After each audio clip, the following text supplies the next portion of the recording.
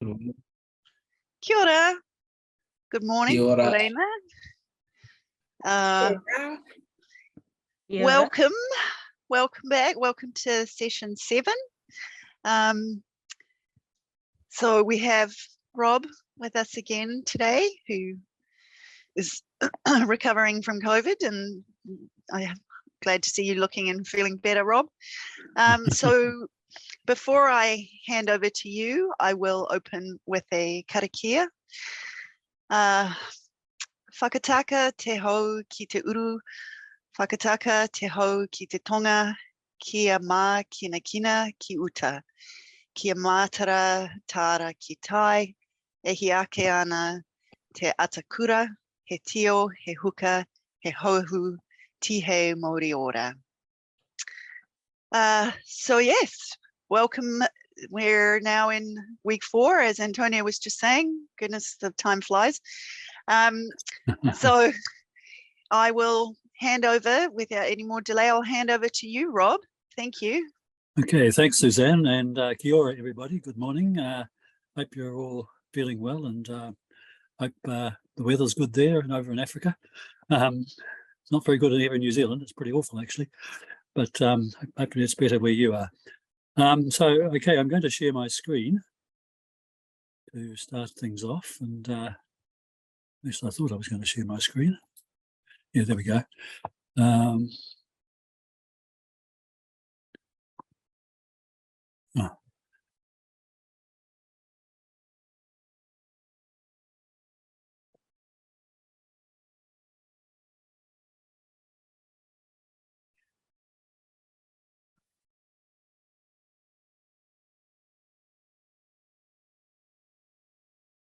Now, is that showing up on your screen, or do I need to go back to it? No, not yet. Not yet. Okay, let me just go back to Zoom and try sharing the screen again.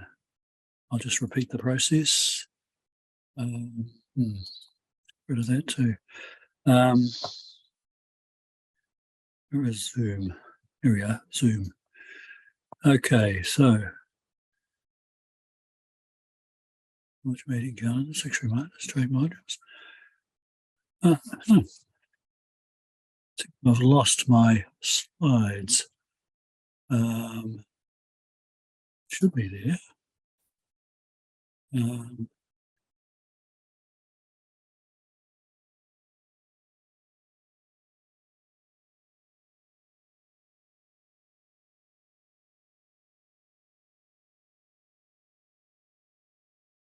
Okay, so I'm going to try this again.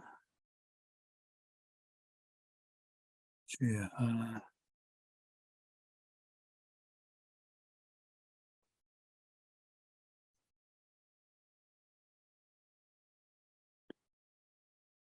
Meeting whiteboard. I don't understand why my slides are not there.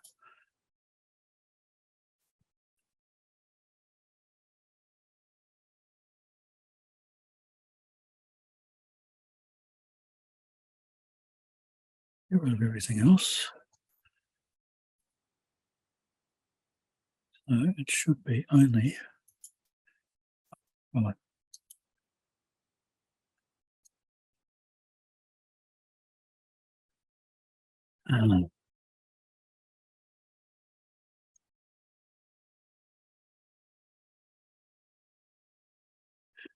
Get out of there.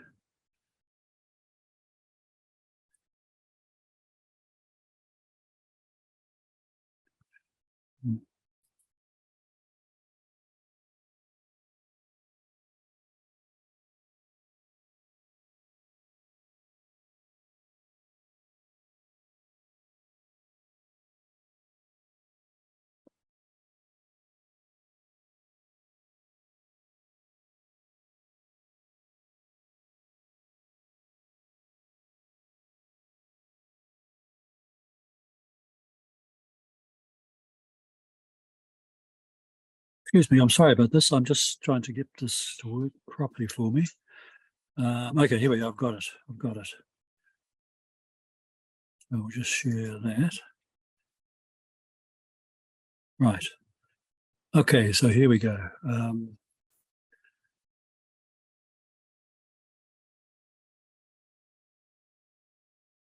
slideshow from the beginning, and that should now be fine. Yep, all good. All good. Okay. So, well, sorry for that brief delay, but we have the screen showing now. The slides are showing, and today I'm going to talk about the two main products that we trade. One set of products, of course, we've talked about quite a lot already. That's trade in goods. But the other one, which is now arguably the most important, but also the most difficult item in every international trade, and certainly the most contentious, is trade and services. So I didn't, when we talked about trade and goods earlier, I didn't get time to talk about the different trade instruments that we use for trade policy on trade and goods. So I'm going to quickly run through that.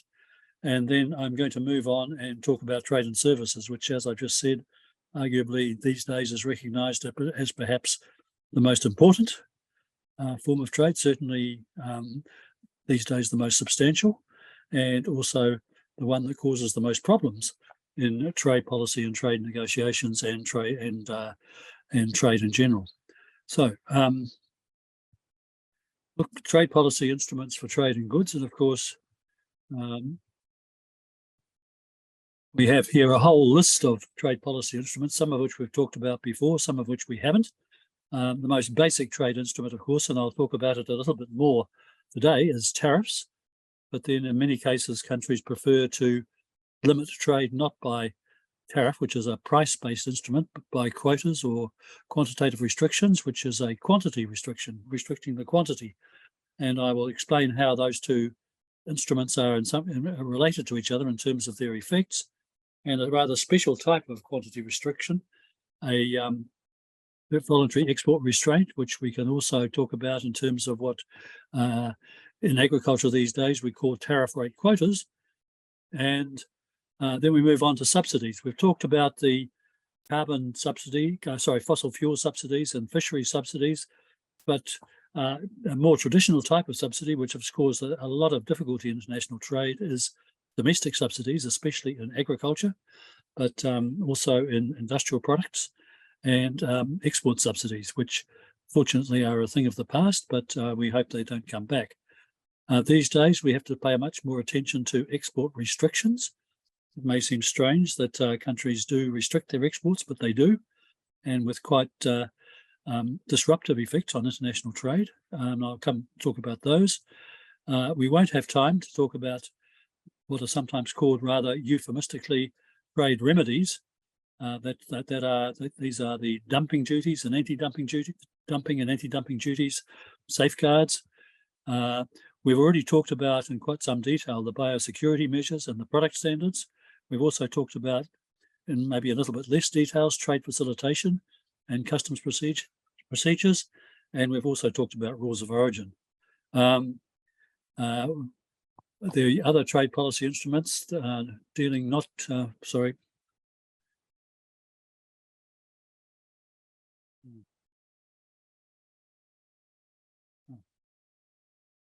don't deal with trade and goods. Of course, services trade we're going to talk about today. State-owned enterprises is in many contexts a trade policy issue, but I don't think it probably is so much a trade policy issue in Africa. It's probably much more of a development issue and also perhaps a governance issue, so I will not cover that. Government procurement is quite an important part of the trade space. Governments are quite big purchasers of imports, and government procurement has some very special features to it, which again we probably won't have time to talk about today. And then a range of other issues that have been brought into trade agreements. Investment, we may talk about that next week. Intellectual property, we probably won't have time to talk about that, although you've already talked about it in the context of protection of traditional knowledge. Trade and environment and trade and labour, we've already talked about. Cooperation and capacity building, which is nowadays more and more insisted upon by developing countries and trade agreements with developed countries, which is, and rightly so. And labour mobility, again, an issue we possibly won't have time to talk about, but quite a significant issue for many regions, especially in the developing world. and then their relations with developed countries. And we did talk about digital trade and e-commerce. So that's the kind of landscape we have for what we might call the trade policy issues that would typically get talked about in a trade agreement negotiation. Most of these are also discussed in the WTO. We're going to focus here mostly on tariffs, quotas and quantitative restrictions, voluntary export restraints, subsidies and export restrictions are going to be the things I'll talk about mostly today in the first session. And then after the break, we'll talk about services trade. And for your breakout, I've designed a question which will put you in the position of trade negotiators and see how you react to being asked what you might be asked by your trading partners in relation to particular trade restrictions. And I've just noticed that I think I've accidentally deleted from this list of trade policy instruments a very important form of restriction, which is non-tariff barriers.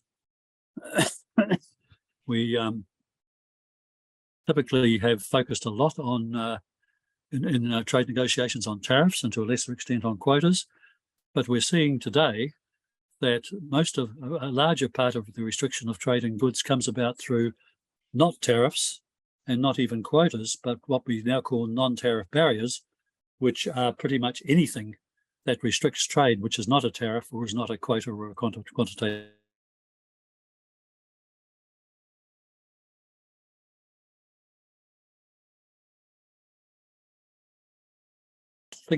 Going back to basics and thinking, what are the roles of prices and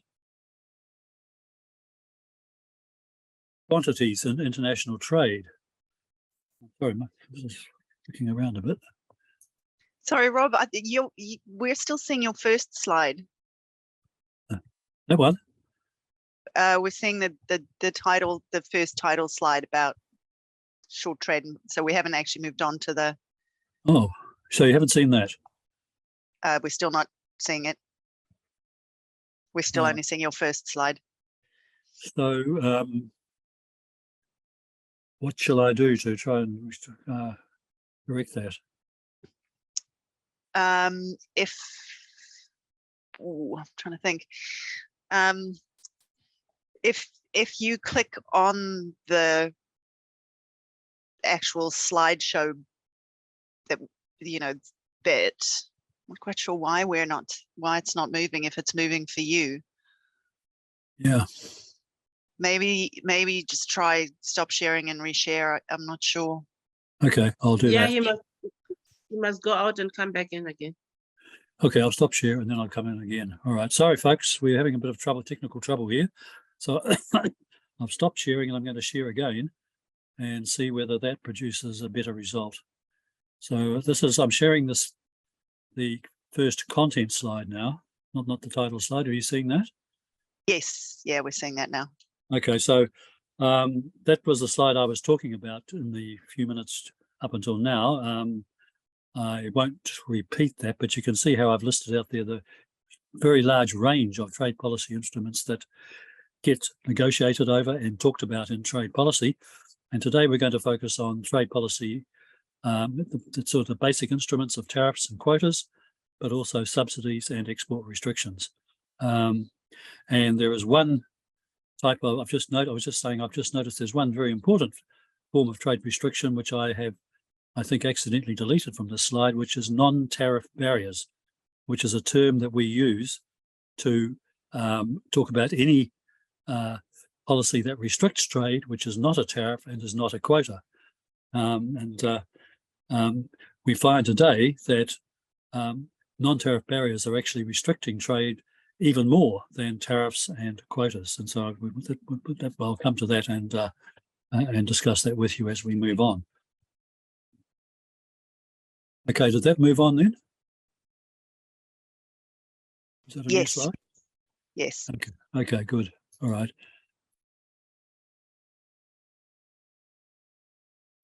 Okay, so talking about what the real effects of trade restrictions are, I I think it's useful to just think about talking about the restrictions in terms of what they do to prices and quantities that are traded, and what we all know about the basic laws of supply and demand and the principle of comparative advantage. So when we restrict trade, what we're trying to do is to shift the demand in our economy away from imports to locally produced items.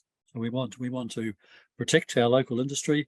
We want more consumers buying from the local firms rather than buying imports, and we can do that either by increasing the price of the imports, making the imports less attractive, which is your tariff, or we can just restrict the supply and say, well, okay, we're not going to allow more than a certain quantity into our country. That's the quantity-based restriction, which is basically a quota or we sometimes just call it a quantitative restriction. So if we use a tariff which raises the price of imports, it means that the buyers in our market have to pay more for these imports, so they buy less, obviously. And so the demand shifts towards the local production, which is normally the purpose of the tariff. So consumers pay more, but also another important group that also pays more are the industries that might be importing a product that you're imposing a tariff on, importing that as a raw material or a piece of equipment or component for their factory production. So consumers pay more, but some industries also pay more for the materials or the components that they need for their production. But on the other hand, of course, what the purpose of doing that is that the domestic companies that are selling the same products that are being protected by the tariff, they're going to gain more income because they're going to sell it at a higher price because they don't have to compete at such a lower price with the imports. They make more profit, they sell more. And that, of course, is not just the owners of the company, but also, depending on how the value of the product is shared out between the workers and the company owners, you would normally expect that the workers might also gain higher wages in these protected industries. And of course, with a tariff, because the tariff is a tax which the government is imposing on imports, the government gets revenues. I mean, I think you know all this, but I think it's useful just to recall these effects. And then when supply is restricted, as we have a quota which says we will only allow certain quantity of this product to be imported, or it could be a quantitative restriction on the amount of goods that are being imported. And there's another special type of quantitative restriction called a voluntary export restraint, which we're seeing more of these days after they had been eliminated from the trading system many years ago, and also export restrictions. So again, if you restrict the supply of a product, you normally find that the price goes up because there's more competition for a lower quantity of goods, and so prices will go up. Usually the government doesn't get any revenue. I'll mention how it might get some revenue, but usually governments don't get revenue.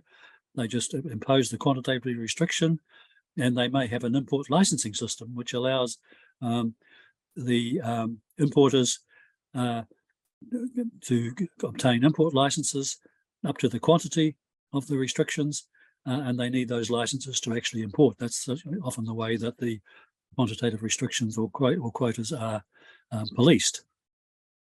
So the government doesn't get any revenue, but of course, because the price of the imported good has gone up because of the restriction to supply, it means that the entitlement to import, these import licenses that allow importers to import up to the restricted quantity, because they can still import at the world price, but they can sell at a higher price because of the restriction on supply through the quota. The difference between the price at which they can sell in the domestic market and the price they have to pay for the goods overseas is their additional revenue, which we call the quota rent. And so those are the sort of basic effects of a tariff, price-based restriction, or a quota or quantity-based restriction. we should also think about what this does, the effect of raising the prices for imports on the resource allocation within our economy.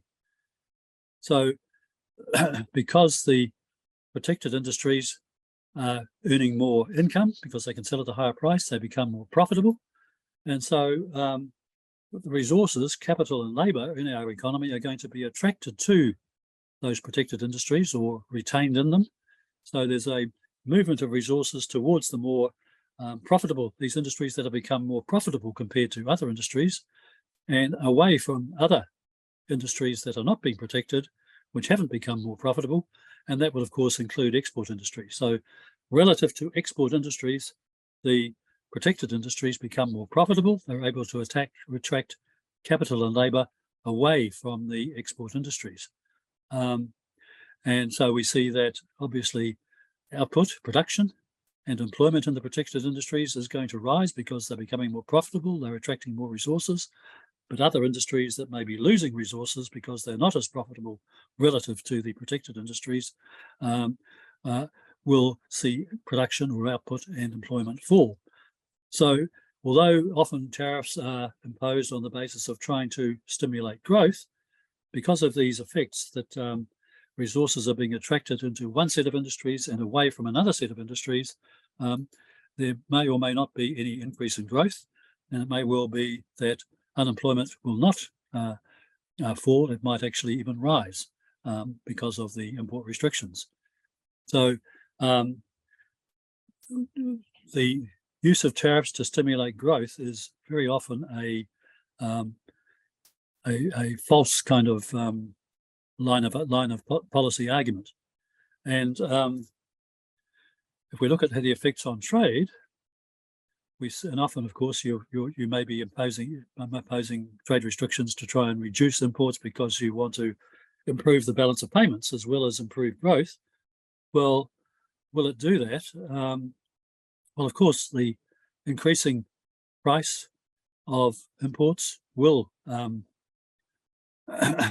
mean that imports will fall. There'll be less demand for imports, or if there is a quantitative restriction, the reduced supply directly imposed by the government, so a domestic production is taking up a larger share of the overall domestic demand, which is now reduced in total. But imports, you would expect, would fall as a result of protection.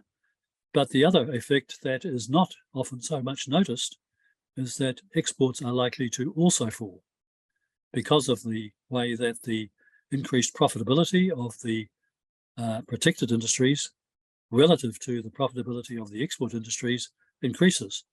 So to the extent that resources are being attracted away from the more efficient export industries, and I mean more efficient in the sense that these are the industries in which our country has comparative advantage, exports would also fall. And so there's quite a famous theorem in the theory of international trade, which comes from this and reflects this reality that imports will fall, but also exports will fall. And the theorem is called the Lerner symmetry theory, which says that tariffs are equivalent to a tax on exports. I repeat that, tariffs are equivalent to a tax on exports. So the more tariffs you use for protectionist purposes, the more you attract resources to your domestic production of non-export industries, the import competing industries, the more you attract resources away from the export industries, the more exports are likely to be penalised. So trade will certainly fall because both imports and exports have fallen on my argument, and the balance of payments might or might not improve. In many cases, it will actually not improve unless you go into restricting the access to foreign currency to pay for the imports, in which case maybe the balance of payments can be improved by those kind of very strong restrictions. And to give an example of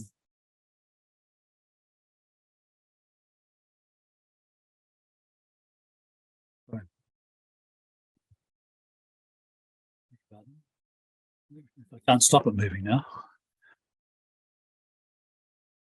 Yeah. Just to say one more thing about quantity-based restrictions like quotas and other quantitative restrictions. I explained how restricting supply pushes up the price in the domestic market. So a gap is created between the world price at which the importers can import the product and the increased price in the domestic market at which they can sell. And unless the government steps in to sell the import licenses, or maybe sell them by auction to get the revenue for itself, and not many governments do this, unless they do that, then the importer who holds the import license will be able to sell at a higher price because of the effect on the domestic market of the restriction, a higher price than they have to pay for the product to their suppliers, which is the world price. So that means that the import license becomes a very valuable asset, for the importers. And once you have a valuable asset like this, which is available to importers at no cost, if the government allocates this on some kind of system like historic import shares or regular annual issue of import license, then immediately there is an incentive there for corruption and what we call in economics rent seeking. And so the reason that generally trade policy experts are very much in favour of tariffs rather than quotas or quantitative restrictions, if there is going to be protection, is because tariffs are more transparent and they don't create the same kind of opportunities, if you like, for rent seeking and corruption. I'm going to tell two stories from my own country about this, about corruption and an import license system. Back until the 1980s in New Zealand, most of our imports were restricted by quotas, and in order to import, a company had to have an import license, and these import licenses were allocated to selected importers free of charge by our government. So they didn't have to pay for them, and if you were lucky enough to get an import license, to be able to qualify for an import license, that gave you the ability to import a particular product for which the license was issued, and you could buy those imports at world prices from world suppliers, and you could sell them in the local market at generally very much higher prices because the restrictions on quantity were through the import licensing system were quite severe, and so there was a lot of excess demand for those products, pushing up the price. And so this advertisement appeared in our main business newspaper while the system was operating. This is going back into the 1980s, but it's a beautiful example. And this is a import company being advertised for sale, and the owners are advertising this company as a company that has very high profits, been established for over 30 years, no opposition because nobody else has any import license. You can run it with one staff and no stock. You don't have to actually keep the stock. You just import it and sell it on to your customers. And the secret to all this, of course, is the good basic import licenses. And the particular product categories are stated there. So you could go to the customs tariff and work out which products the licenses are for. And it's the advertisement says that they already have orders to cover the licenses they're going to get for the coming year. And the owners of this company require a substantial six-figure sum to purchase this company. So that substantial six-figure sum, say $500,000 or whatever it was, which in those days would have been a very large amount of money, that is effectively the value of these import licenses that are being sold with the company. And it's a perfect illustration of how an import licensing system creates this quota rent, this ability of importers to profit from being able to use their import license to import at world prices, but sell at the much higher price in the domestic market, which the shortage of supply creates.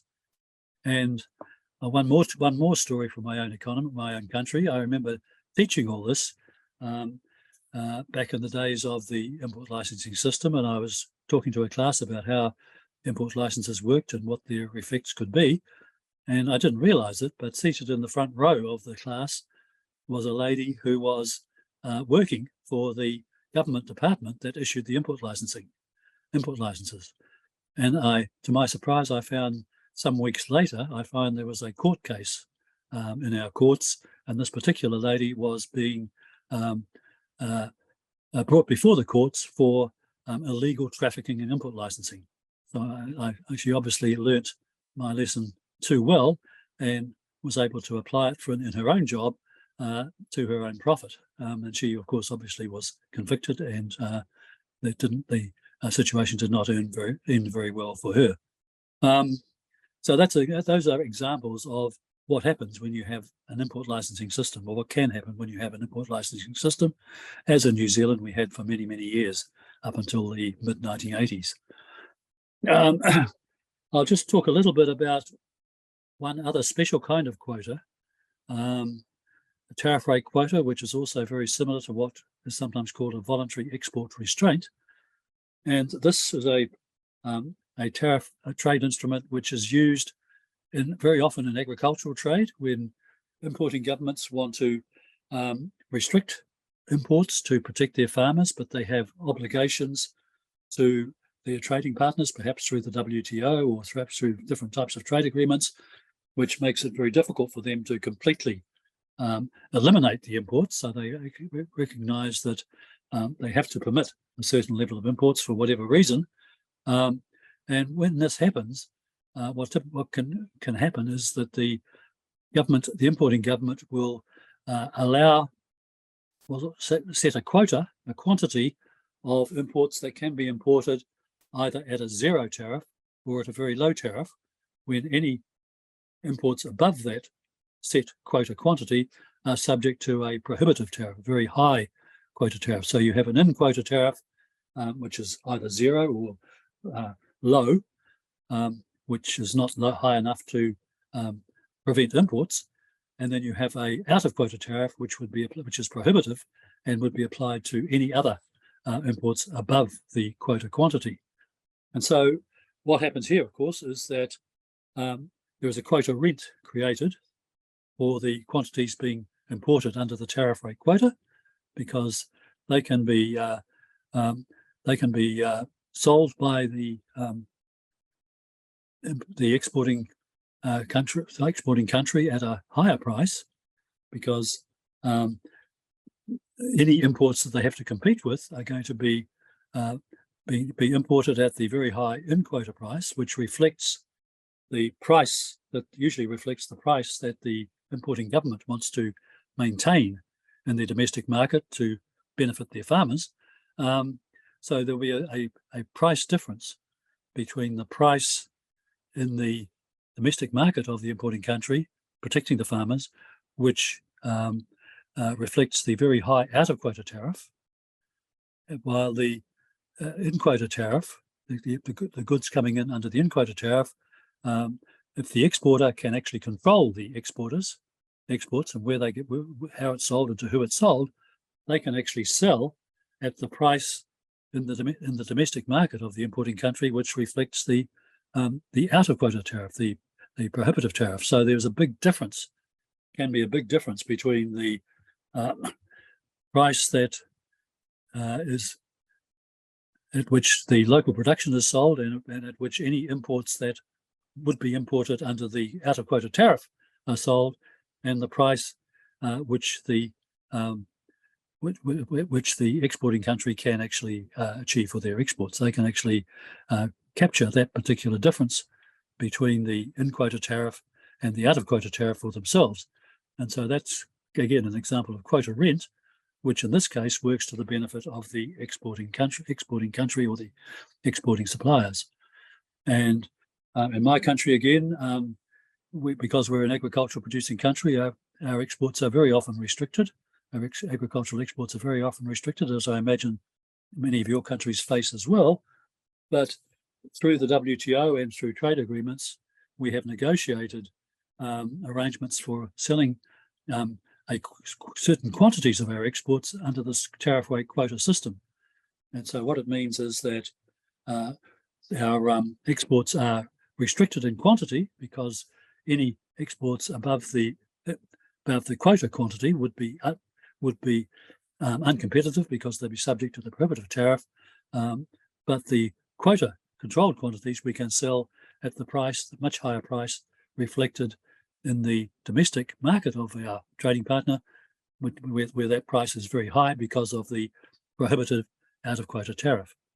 So that it's a rather long-winded explanation, but it's an explanation of how sometimes trading countries can reach a compromise where the political requirement of the importing government to protect their farmers is partly achieved by the prohibitive tariffs that are applied to any imports above the quota, but the interest of the exporting country is accommodated to some extent by allowing them to export a certain quantity at the much lower in quota tariff, and to capture the difference between that and the price in the domestic market of the importing country. And very similar to this was the voluntary export restraints that were very, very common before the WTO was formed. And the most famous example of this was the case of Japanese car exports to the United States, where in the 1980s, Japan was starting to take over the US motor car market with very competitively priced cars. The car manufacturers in the United States pushed very hard to the United States government and argued very strongly that they needed to be protected against the competitive pressure from Japanese car imports. The United States government was in a position where they had made commitments in the GATT, which made it difficult for them to increase the tariffs to give the car manufacturers the protection they wanted. And so they went to the Japanese government and said, look, we're facing this really serious pressure from increased protection for our local industry. If we don't do something about it, we'll be forced to give in to this pressure. So you need to help us out. And the way you can help us out is by restricting your exports to an agreed quantity. So instead of exporting whatever quantity you could market in the United States, the Japanese car manufacturers had to agree that they would restrict their car exports to the United States to specific quantities. And they made an agreement among themselves, or the government made an arrangement so that each car manufacturer had a certain proportion of the market, certain proportion of the quantity that they could export to the United States, and of course restricting that quantity being exported. This is a so-called voluntary export restraint. By restricting the quantity of car exports, the price for Japanese cars went up. There was no increase in the cost of production for Japan, so that increased price was a benefit to the Japanese car manufacturers. They could sell at a higher price. The United States government was happy because it took the political pressure off them. The United States car manufacturers were happy because their market share was protected, and the only people who missed out were United States car buyers and United States consumers. And typically, of course, in any country, nobody takes much notice of the interests of consumers. And so that was an example of the voluntary export restraints that became very common in world trade in the years leading up to the formation of the WTO, and which were supposed to have been eliminated as part of the WTO agreement. But more recently, we've seen these come back into favour. And an example was when the United States decided President Trump decided he had to renegotiate the Korea-US free trade agreement because he argued it was too favourable to Korea. He had to make it much more favourable to the United States. And one of the products that was being sold by Korea to the United States under this agreement was steel. So President Trump wanted to dramatically cut back Korean exports of steel to the United States to benefit his own steel manufacturers in the United States. And so the solution that emerged from that negotiation was that the Korean steel manufacturers agreed to restrict their exports of steel to the United States to a negotiated quantity. And that restriction of supply, of course, raised the price of steel in the United States because there was reduced supply and no change in the demand. So the Korean steel manufacturers had to accept that their quantity of exports would be reduced, but they would get a higher price for those exports. And we've seen more examples of these also in international trade, particularly in trade with the United States since that time. I'm just going to skip this, but the WTO agreement on agriculture led to a very extensive system of tariff rate quotas for agricultural exporters, particularly exporters to the European Union, which at the time, of course, included the United Kingdom. Then there was a big, I don't know whether your countries became involved in this, but certainly New Zealand did. When the United Kingdom left the European Union, all our entitlements to exports to the European Union, including the United Kingdom, were set up in these tariff rate quotas, which were negotiated with the European Union at the WTO. And so when the United Kingdom was no longer going to be a member of the European Union, big question, of course, arose: how would these tariff rate quotas be divided up? Would some of the tariff rate quotas be transferred to the United Kingdom? What would be the basis on which that would be done? And in the end, turned out to be quite an acrimonious negotiation between New Zealand and the United Kingdom in particular, and to some extent with the European Union, as to how to divide this market access to the European Union when the European Union included the United Kingdom, which was all created on the basis of these tariff rate quotas, which were quotas for the European Union as a whole. And eventually the problem was solved when New Zealand negotiated trade agreements with both the United Kingdom and the European Union, in which some provision was made for New Zealand's agricultural exports to both the European Union and the United Kingdom to essentially provide an equivalent benefit to New Zealand to that which it was enjoying when it was dealing with the European Union as a whole, including the UK. I'm not sure whether your countries faced that kind of thing, but certainly for many countries that traded agricultural products with the European Union, Brexit created some of that kind of problem. Now, I want to move on now to non-tariff measures and non-tariff barriers, which are basically, as I said, any trade restriction which is not a tariff and is not a quota. And what we've seen in world trade is that as tariffs have fallen because of trade negotiations at the WTO and in trade agreements,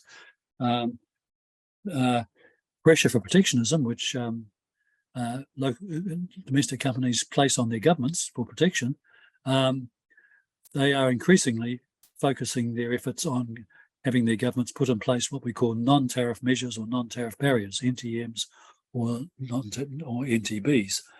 And statistically, we've seen that since the global financial crisis in particular, there has been a very, very significant increase in protectionism in the form of non-tariff measures and non-tariff barriers. It's what one trade policy specialist called creeping protectionism. We see little by little, non-tariff barrier by non-tariff barrier, more and more trade barriers are being introduced to restrict trade by methods other than tariffs and other than quotas. And this has happened now to such an extent that economic studies of the costs of protection now show that the cost of non-tariff measures are now in world trade are now significantly greater than the trade costs of tariffs. So you would think, okay, so we must do something about non-tariff measures if we want to move towards greater freedom of international trade. Well, not so fast. The problem is that non-tariff measures, because they, as I said, they consist of anything that is not a tariff or not a quota, so that there is an enormous number of different non-tariff measures. And UNCTAD, which has made it their business to actually identify all the non-tariff measures and non-tariff barriers in world trade, have identified over 3,000 types of non-tariff measures. And when we come to trade negotiations, one of the issues is that these non-tariff measures are typically some kind of regulation or some kind of licensing provision, which the government might government that is applying these regulations or restrictions will serve a legitimate purpose. So, I mean, for an example of a legitimate non-tariff measure, of course, is sanitary and phytosanitary restriction, which is imposed to prevent a very serious disease from entering our country through imported meat or through imported fruit and vegetables. Now, that's a legitimate purpose, but the question then is, are all sanitary and phytosanitary regulations, are they all justifiable as having a legitimate purpose? They may also have a protectionist purpose. So the problem with non-tariff measures is that, first of all, there's so many of them, and secondly, because some of them do serve what are called legitimate public policy objectives, or LPPOs, which means that you can't realistically expect that all non-tariff measures are going to be eliminated, because some governments will insist on maintaining those non-tariff measures which they consider legitimate. But the big question becomes, what is a legitimate non-tariff measure? Which are the legitimate ones, and which are the ones that have no legitimate justification, or which maybe have some kind of legitimate justification, but actually are much more restrictive of trade than they need to be to achieve their objective. So the big problem in dealing with non-tariff measures is, how do you actually identify, first of all, identify what the non-tariff measures are? How do you differentiate between those non-tariff measures that have a legitimate policy objective and those that don't?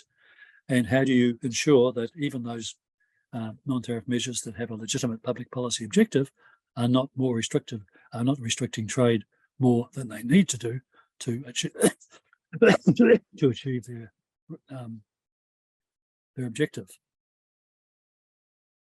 These are some of the non-tariff measures we've already discussed under the heading of sanitary and phytosanitary measures. And we know that many of these measures, or biosecurity measures, as we call them, are necessary or have a legitimate policy objective. But we also know that they are very often, there are measures that are simply protectionist to try and keep a product out of the importing country. And similarly with product standards. We know there is a legitimate purpose for product standards, but we also know that they can be made much more restrictive than they need to be to achieve their objective. And we also have sometimes requirements for pre-shipment inspection, where the importing country requires that the consignment that is intended to be exported to their territory has to be inspected before it's even shipped. And of course, that's another significant barrier for an exporter to face, and particularly the uncertainty as to whether the inspection will be passed or not. And then you have a range of other non-technical measures which also qualify as non-tariff measures: non-automatic licensing, prohibitions on the import of certain products, maybe for health reasons, maybe for public policy reasons, but may or may not be considered justifiable from the point of view of an exporting country. Quantity controls,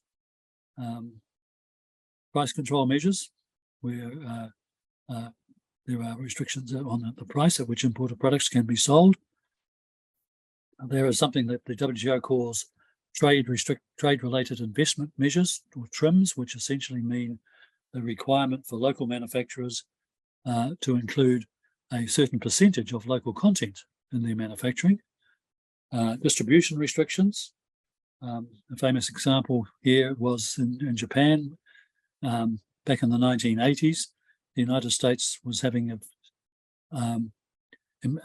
trade disputes with Japan, which in many ways were similar to the trade disputes it has today with China. And one of the complaints by United States food exporters was that the Japanese government restricted the ability of supermarkets to open in any part of their territory. They were restricted to certain parts of cities, and that was done to protect what we call the mom and pop stores, the local corner stores, which were argued to be an integral part of Japanese life. And the United States exporters argued that that was a trade restriction because the small corner stores or the mom and pop stores would almost never stock imported goods, whereas the supermarkets would stock quite a significant range of imported goods. So that's an example of what we call a distribution restriction. And there are many, many other examples in other countries.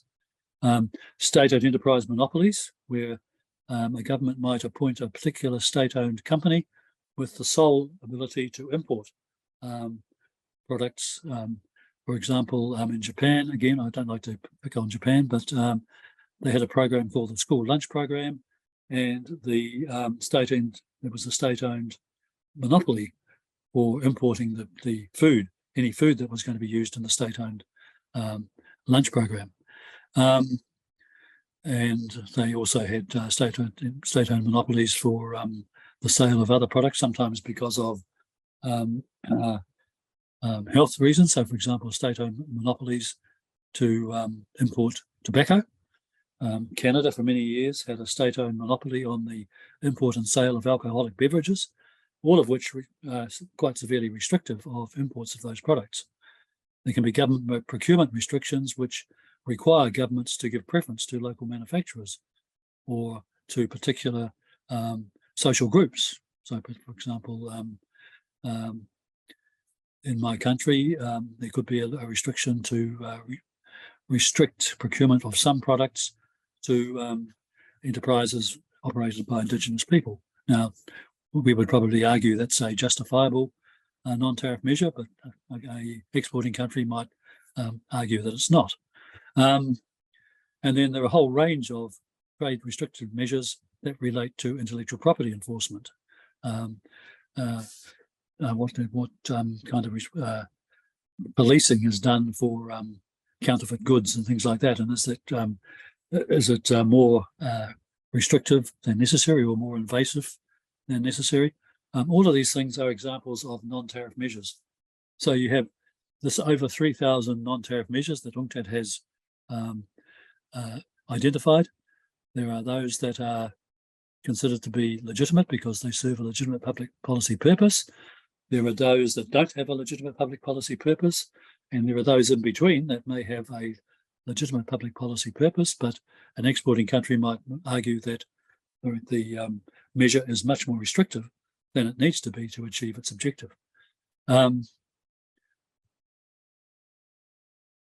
so I'm going to,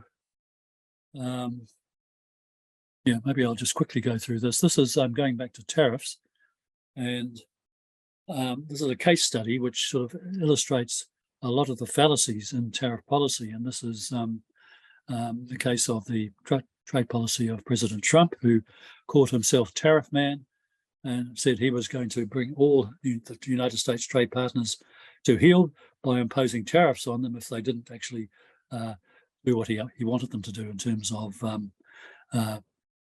exporting to the United States. So any imports that President Trump didn't like, his solution was to impose a tariff on them, Tariff Man. And so he imposed tariffs, for example, on a very wide-ranging tariffs on steel and aluminium, which are used in industries from several countries, including many countries that were allies of the United States, like Canada and the European Union. Also, a wide range of tariffs on consumer goods from China. So what was the result of that? Well, basically, it meant that the costs of the imported consumer goods were substantially increased for US consumers. That hurt them in the pocket, but it also meant that their spending power was reduced because they had to pay more for what they were buying without any increased income.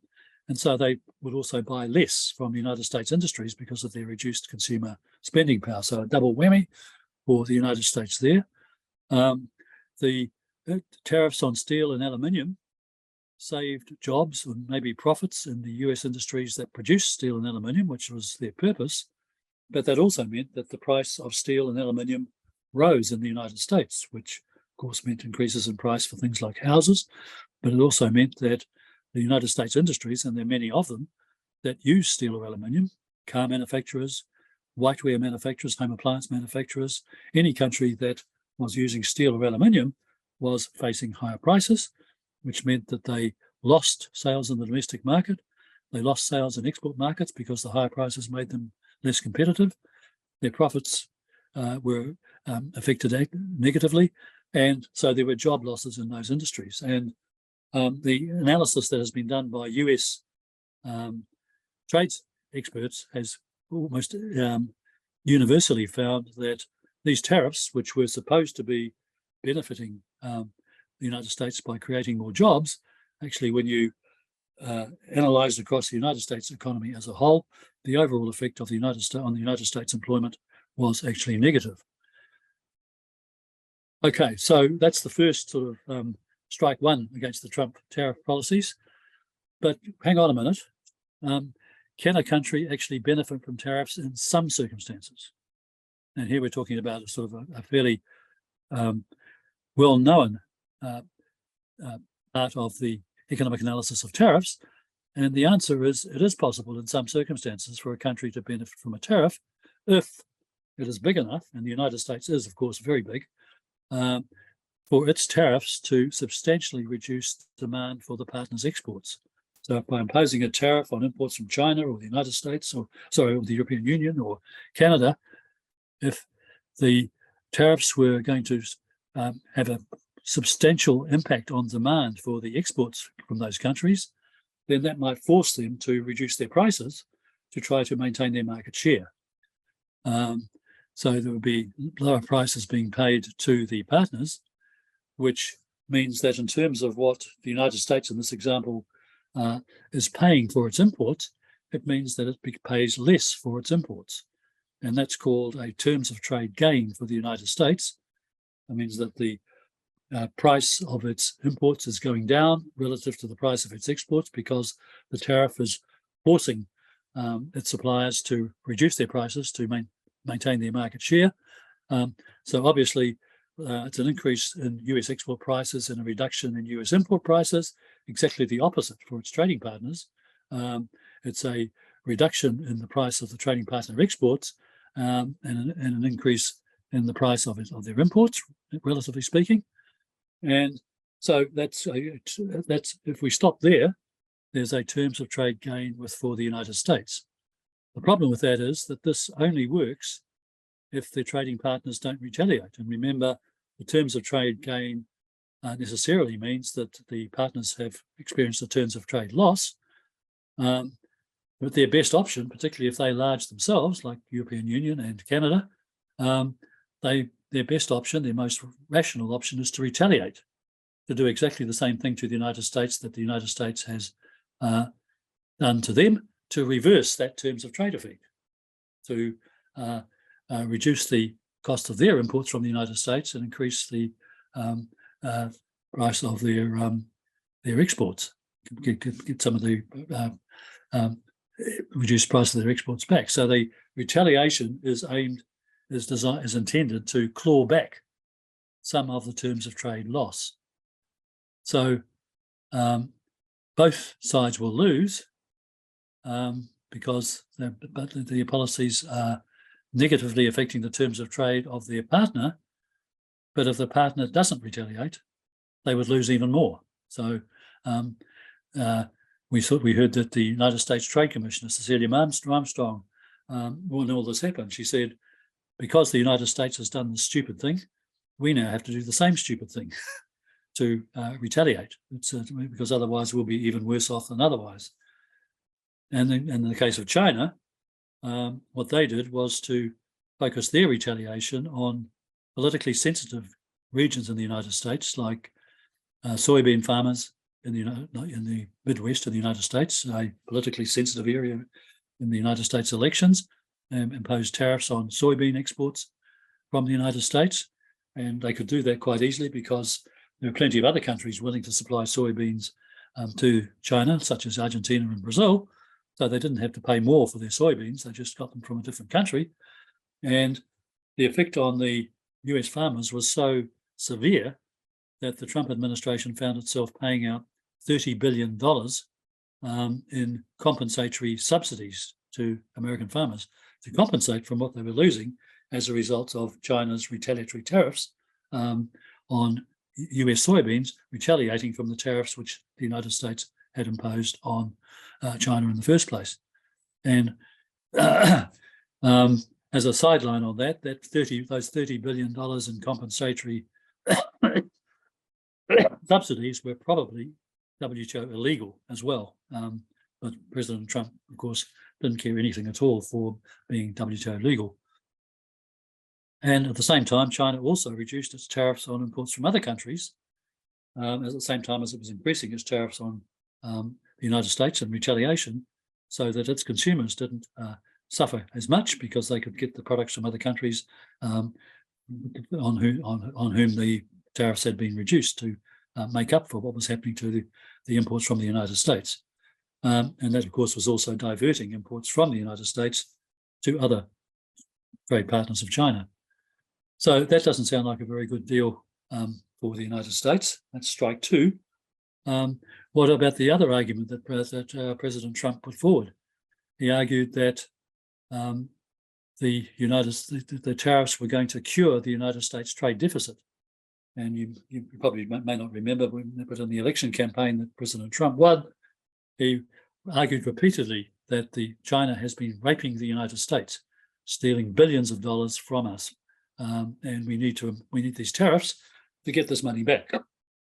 And I mean, the answer to that is just an absolutely categoric no, because the macroeconomics of trade deficits is that countries must necessarily run trade deficits when their domestic spending increases the income which is being generated domestically. If you're spending more than you're actually earning, you have a trade deficit.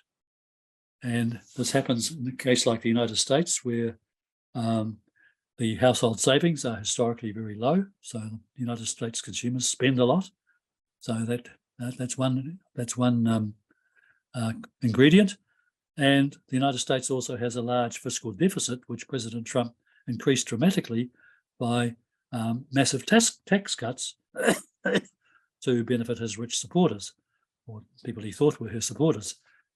So the combination of very low household saving and a large fiscal deficit necessarily means the United States is going to run a trade deficit. That there's no sort of way out of that. So in actual fact, the United States imports from China didn't fall very much anyway.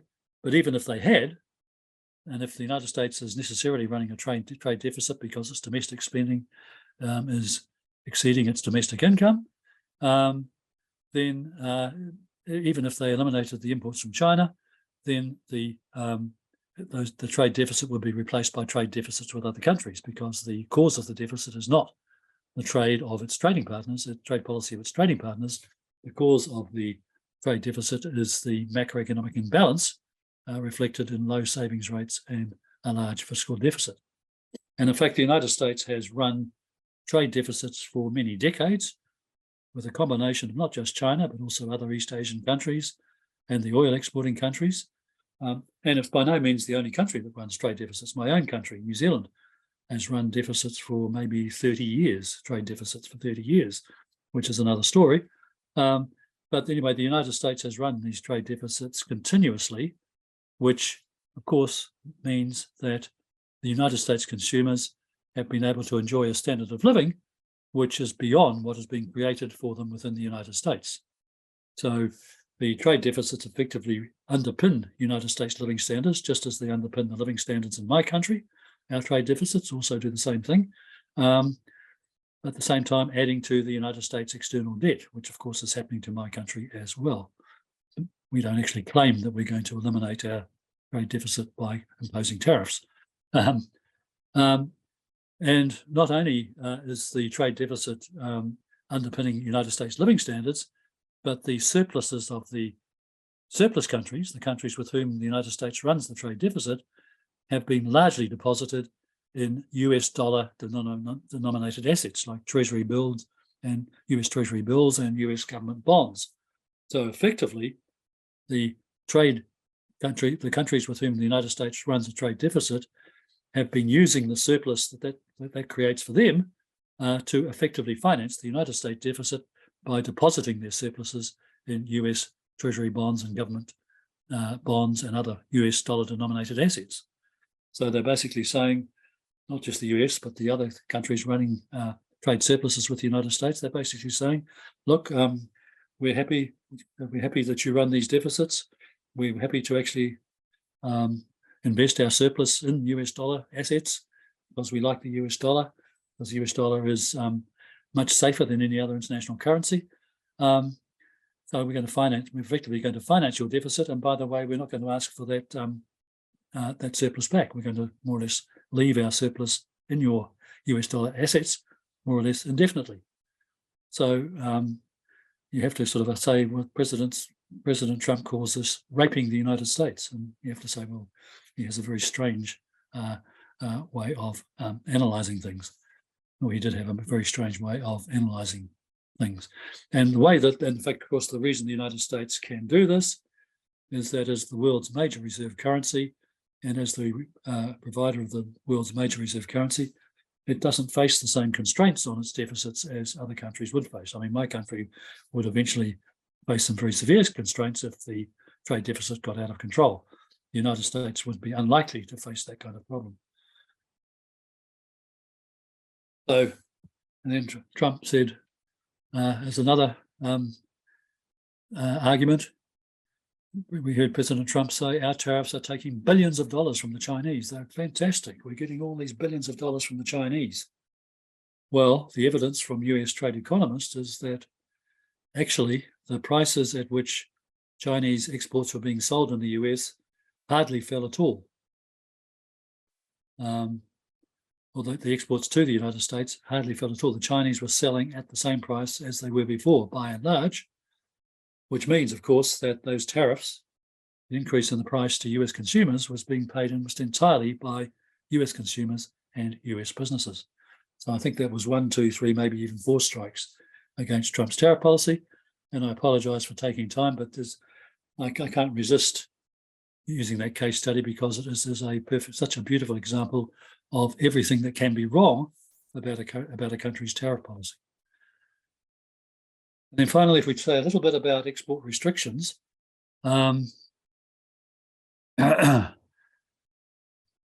which have become much more prevalent in recent years.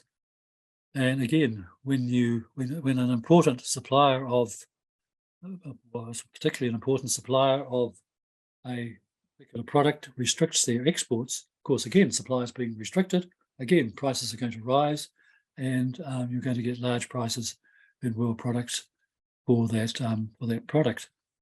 And the sort of example,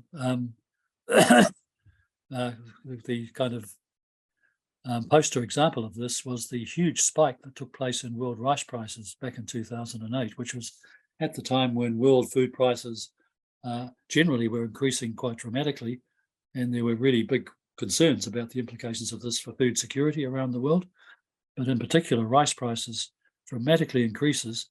It began because India wanted to shift demand away from rice towards other cereals like rice. Sorry, it wanted to shift demand away from other cereals like wheat that it was importing and wanted to encourage the domestic consumption of rice. So it restricted its exports of rice. India at that time was one of the world's major exporters of rice. Rice is a staple food in many parts of the world, including in East Asia. And East Asian governments reacted to this by starting to panic buy rice. The Philippines, one example, many other countries were engaging in panic buying of rice. And the result of all this was that rice prices quadrupled, increased 4 times in a very short space of time. even though the experts in the rice trade, from their analysis, there was actually no physical shortage of rice on a global basis. There was enough rice being produced in the world to meet all the demand for rice in the world. There was no necessary reason for rice prices to have increased. It was caused entirely by export restrictions by a very important exporter and panic buying by some of the importing countries. And obviously, because rice is such a fundamental food item in so many countries, this had obviously very severe implications for food security. The example, second example, something which probably your countries had some very pleasant experiences of, the shortages of medicines and medical equipment that was caused by export restrictions during the COVID-19 pandemic, when some countries, and shamefully the European Union was one of them, reacted to the COVID pandemic and the perceived need for medicines and medical equipment to start restricting the exports of the medicine and medical equipment that they were producing. And eventually that was to some extent resolved, but I believe that you can probably tell me much more, but I believe that there are probably difficulties being faced by some developing countries, maybe in Africa even today, that are suffering from shortages of medicine and medical equipment that can be traced back to the export restrictions that were imposed in the early part of the pandemic.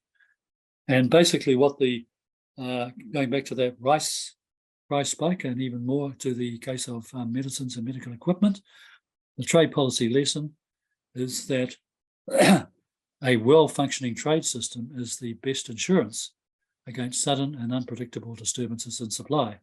If the rice market had been working as it should have done, there would have been no rice spike. There was no need for it. And to the extent that the supply shortages of medicines and medical equipment during the pandemic have been alleviated, to the extent that that's happened, it's because a lot of effort has been put into improving the way that the trade system for these products actually works. And I'm not sure of the actual situation now, but I suspect that that particular situation is not completely resolved even today. And now we have the United States imposing restrictions and extending these restrictions territorially on exports to China of advanced semiconductors and other advanced technology products.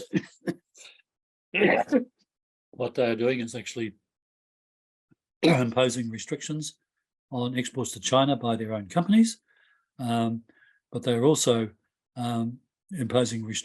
demanding that other countries that are supplying these advanced technology products to China, if they use any US based technology or any US based products, that they must not export the product that's using that technology or those products to China.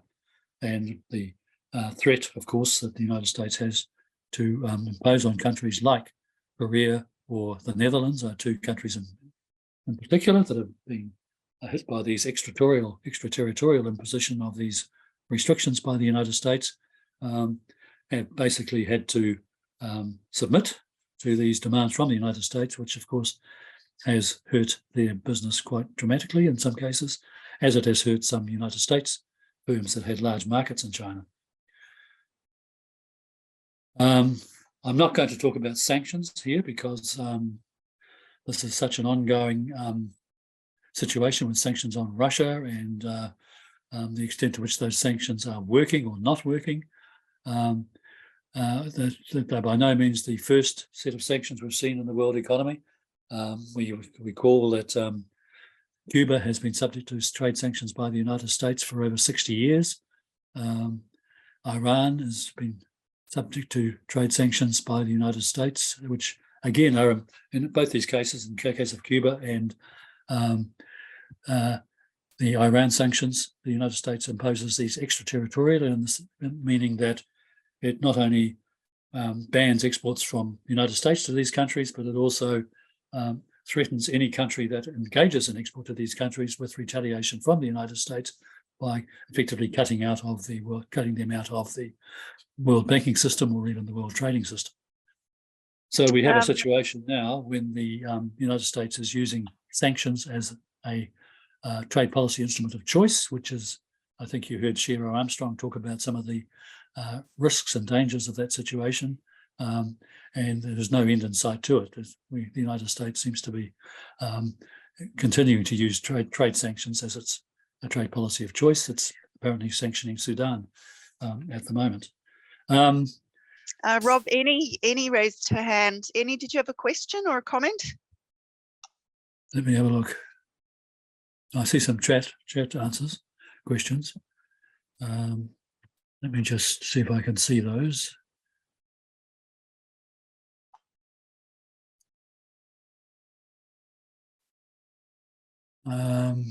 Just trying to open the chat. Are you there? There are questions in the chat, but I can't seem to get them up.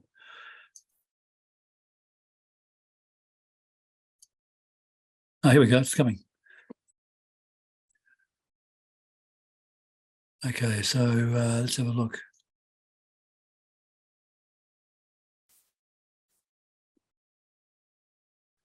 Yeah, an example given here by a devastating outbreak of a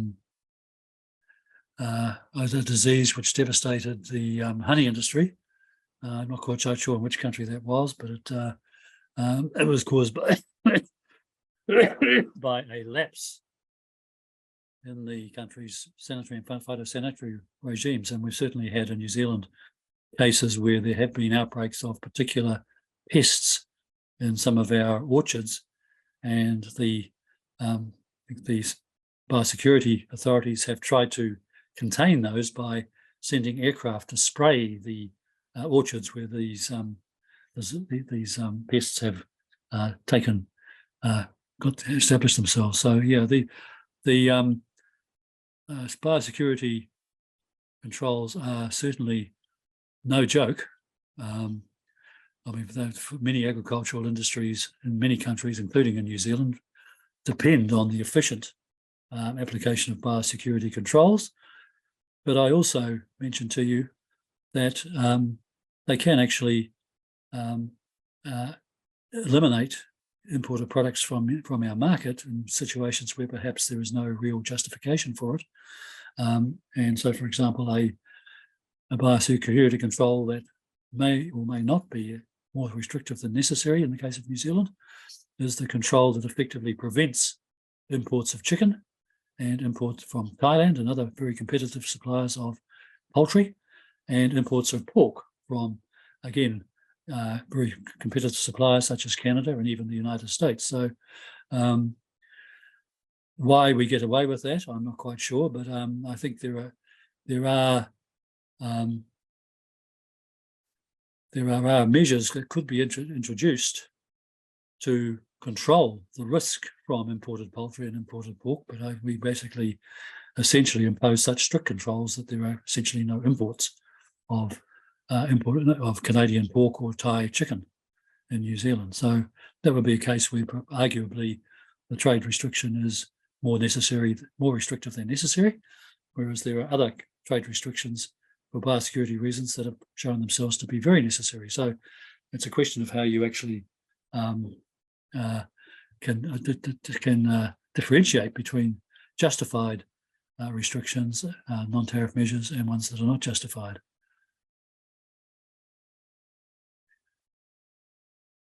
Yeah, Suzanne's actually helped us by noting another case of a cattle disease which entered the country, and the control of that cattle disease required farmers in regions where the disease had become established to essentially slaughter their cattle herds.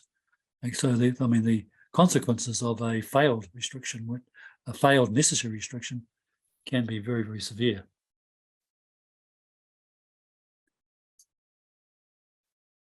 Yeah, and it's still, as Suzanne notes, it's still a bit of a sore point with our farmers as to whether the restriction there was a blind eye turned to the restriction to please a certain trading partner. Yeah. Okay. So So might it be a good time for a break, Rob?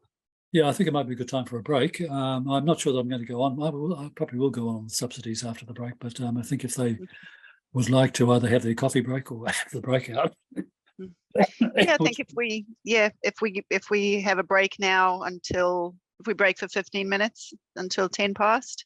Could you just maybe show the breakout topic, and I just want to explain what it's about?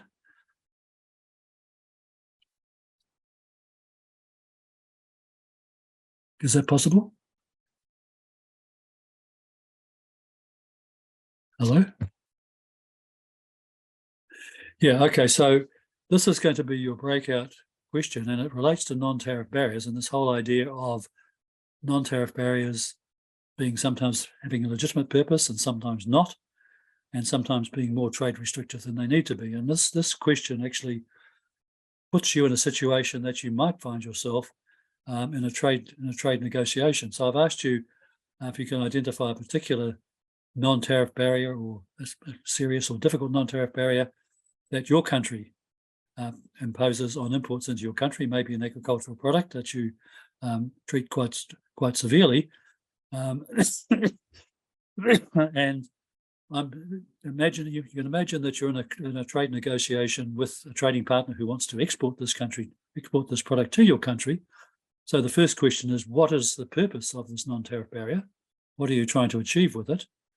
And then you could say the next question that your trade partner might ask, well, okay, we accept that you need a barrier for this purpose, but is the trade barrier that you have, is that more trade restrictive than it's necessary?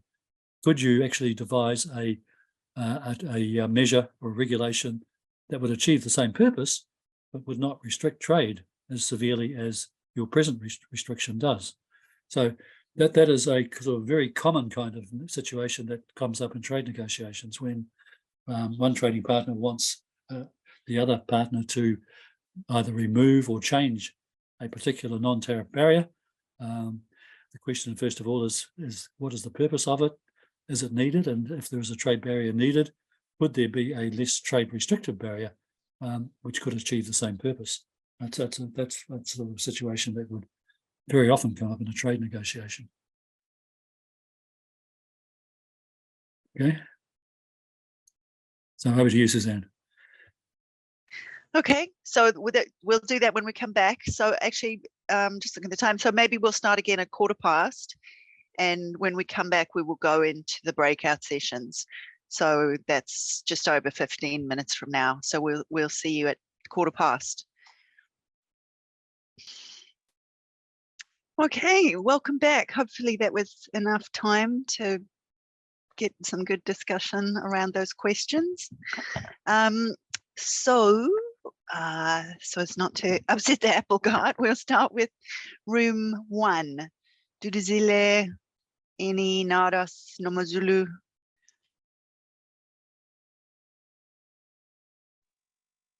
Yes, hi everyone. It's Dudu here. Hi, Dudu. So yeah, we had 2 countries represented in our group. It was Nigeria and South Africa. But as usual, the colleagues will also make inputs should I have left anything out. I will start with South Africa because the last one that we spoke about. So when we looked at the questions of what do you consider the most serious or difficult non-tariff barriers faced by imports, the PIP, and whether it can be achieved in a less trade restrictive way, we spoke about how in Durban, for example, there's examples of port congestion where the port is full and nothing can happen. We have anti-dumping measures.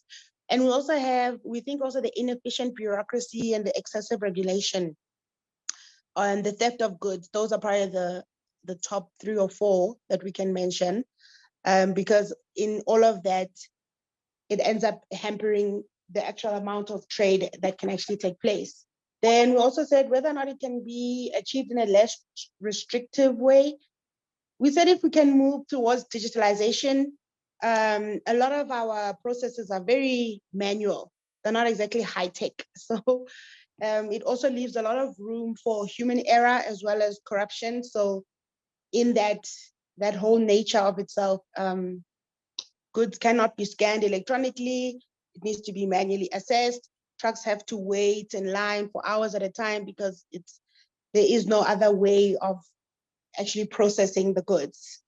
Then for, we had inputs as well for Nigeria. Some of them, I think the most one that we focused on, the non-tariff barrier that was the most problematic, is the licenses. We also touched on sanctions and various embargoes as well. But the licenses that Nigeria has not licensed any other country to import the key goods such as oil, crude oil and cocoa, obviously because these are two of their main exports and they're key drivers to the national GDP and their economy. For it to be achieved in a less trade restrictive way, I mean, for Nigeria, it really can't because it's not in its favor. It's not something that will benefit them in that sense. But I think if I captured everything, Ezine and Noma Zulu, anything else to add, madam? I think we are fine, thank you. Yeah, you did great. Thank you. You captured everything. Thank you. Thanks. Okay, thank you very much. Yeah, we have a similar issue here with our ports, and there's been discussions for years about sort of moving or kind of expanding and developing another port further north so that it's not just Auckland and Tauranga that are the main things, because it's just there's too much congestion and the wait times. And so, but it's a conversation that we never seem to resolve about where or when or how we sort of increase our port capacity. Thank you very much.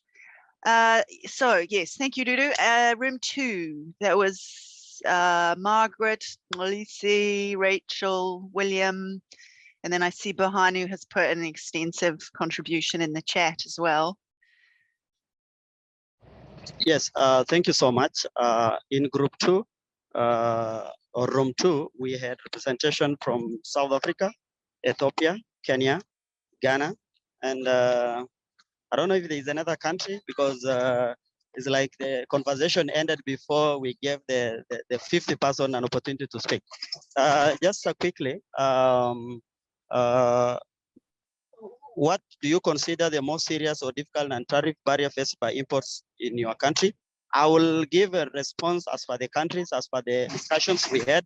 For South Africa, the most serious non-tariff barrier faced by imports is the difficulty of accessing visa payments. And I think this has really affected the imports in South Africa. And the purpose for this non-tariff barrier is actually, I think the government is trying to restrict some payments, I think to achieve the balance of trade or something. And how could this purpose be achieved in less trade restrictive way? Maybe the government facilitating, those importers in enabling them to trade on visa payments. And this is going to support the growth of trade and the balance of trade in South Africa. For Ethiopia, one of the most serious non-tariff barrier faced by imports is high tariffs imposed on specific products. And because of that, I think the purpose for that is that the government wants to promote the local industry, the local products, so that they don't get competition from, the imports. And in a way, they will want to grow, the economy of Ethiopia by encouraging, the sale of the locally produced products in Ethiopia. And how could this purpose be achieved in less trade restrictive way? Is for the government of Ethiopia to strike a balance of accepting imports so that they can be able to grow the economy, but at the same time also encourage, local industries to thrive and create job opportunities in Ethiopia. And for that, East African nation to prosper. We went to Ghana, where one of the most difficult non-tariff barrier faced by imports is some sanctions or some restriction being put on some pharmaceutical products. And again, the reason for that is to encourage the local pharmaceuticals or the local assembled manufacturers to be able to manufacture those pharmaceuticals in Ghana and be able to support the growth of the economy of Ghana. And the reason I think for that also is if you need to import those pharmaceuticals, then part of the raw materials can be imported that cannot be available in Ghana, but also you have to do the manufacturing, the complete manufacturing of those pharmaceuticals in Ghana. And again, I think is to promote local industries in Ghana and of course the economy of Ghana. In Kenya, the most serious difficult and tariff barrier faced by imports, we have specific bans on some imports in Kenya, like the imports of plastic carrier bags. Our government some few years ago imposed actually a sanction that there are no plastic bag carriers being imported into Kenya for the purposes of conserving the environment.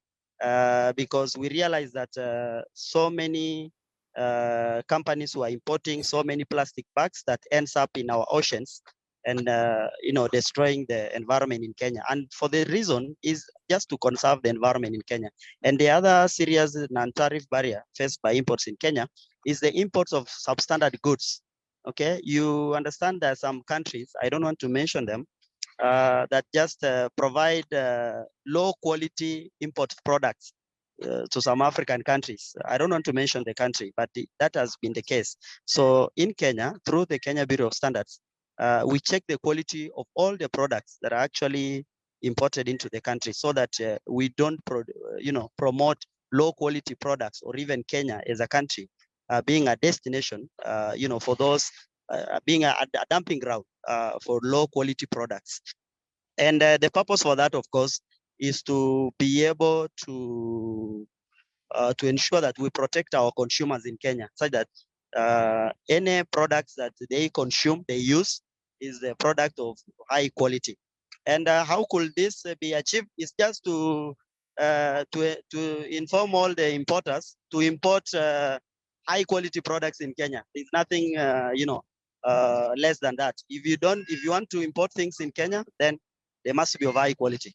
Thank you. Maybe any of our group members can add on to any point that maybe I might have forgotten. The floor is open. Otherwise, thank you so much. Thank you, William. Yeah, it's some really interesting points there. I think that balance between sort of local interest and international trade relationships is quite a tricky one, obviously, in terms of promoting your own goods and services, but then still maintaining those international trade relationships. Yeah, and obviously the good point about the dumping of substandard products on, that has led to a lot of anti-dumping kind of measures being put in place and those kind of quality controls. Did anyone else from room 2 have anything they wanted to add?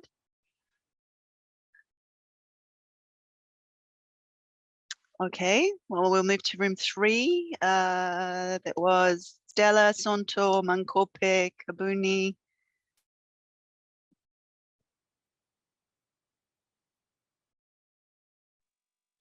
Okay, this is Mankope. I'll come in. Sonto, you'll pop in and assist where you can. Okay, so I will start with the tariff barriers that in South Africa, from South Africa's point of view. So I think specifically, I actually gave input on the chicken restriction agreement that was signed in 2015. So South Africa had an agreement with the US to dump about 65 tons per year of bone-in chicken legs quarters. And then they had a free anti-dumping duties on those 65 tons.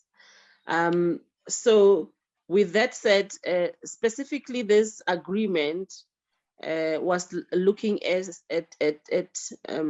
advancing the historically disadvantaged importers So the agreement was specifically targeting those historically disadvantaged importers. The issue with this dumping is it actually was not good on local poultry farmers. We do have local poultry farmers that are dependent on the South African market, yet South Africa has agreed to this dump, 65,000 tons. So I think that was one of the major issues. The second other issues is there was a requirement from the South African side that there must be a health certificate, which has to meet South African standards when those tons are dumped. So with health certificate, there has to be obviously a sample size of checks and balances, which has, 65,000 tons is not a child's play. So if you look at the number of personnel, specialists that we have between the Department of Agriculture and my department, which is Forestry, Fisheries and the Environment, basically all the specialists will be busy from January to December, if I may put it that way. So it has an impact in terms of resources for other. You remember, they are not the only country that we importing from, especially in terms of food products. So it's one of the issues. And then the health certificate as well will actually, the process become, there's too much bottleneck in terms of the process. So there's delays and delays, there's impact in resources, and then congestion in the ports as well when those deliveries are done into South Africa, South African ports. So I can give Sonto some space to input some of the inputs that we gave. Sonto, thanks. Cover everything for the first point, Mpope. You can continue.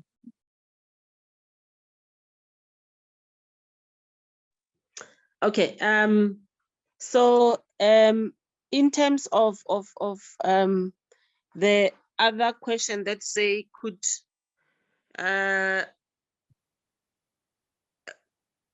its purpose be achieved in a less trade restrictive way? In that part, we said, it's a yes or no. A yes or no in the sense that, remember, you importing products. So when you start and you have standards, like the Kenyan colleague spoke, you have standards in your country in terms of how you'd want those products to look like, the quality of the products. So how do you then go and determine the quality of products if you have to process things on? Yes, you can use the process of line in terms of moving the queue, but then remember, there will be certain steps in terms of moving the product queue. So if you move in product queue, there might be a step that requires, have you now done your due diligence in terms of the checks and balances to check if the product, the quality of the product is meet your standard. But if you haven't checked that, you cannot do that online.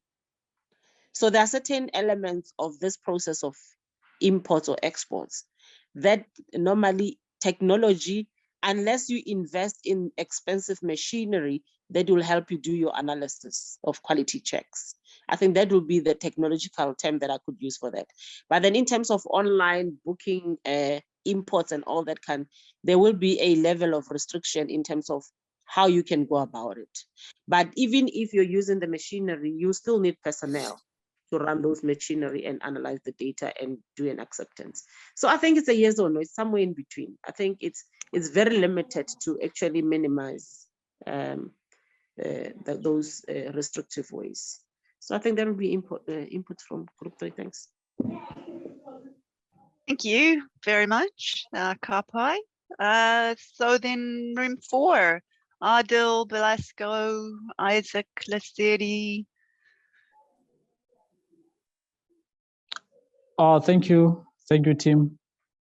What do you consider to be the most serious or difficult non-tariff barrier faced by imports in our, in our countries?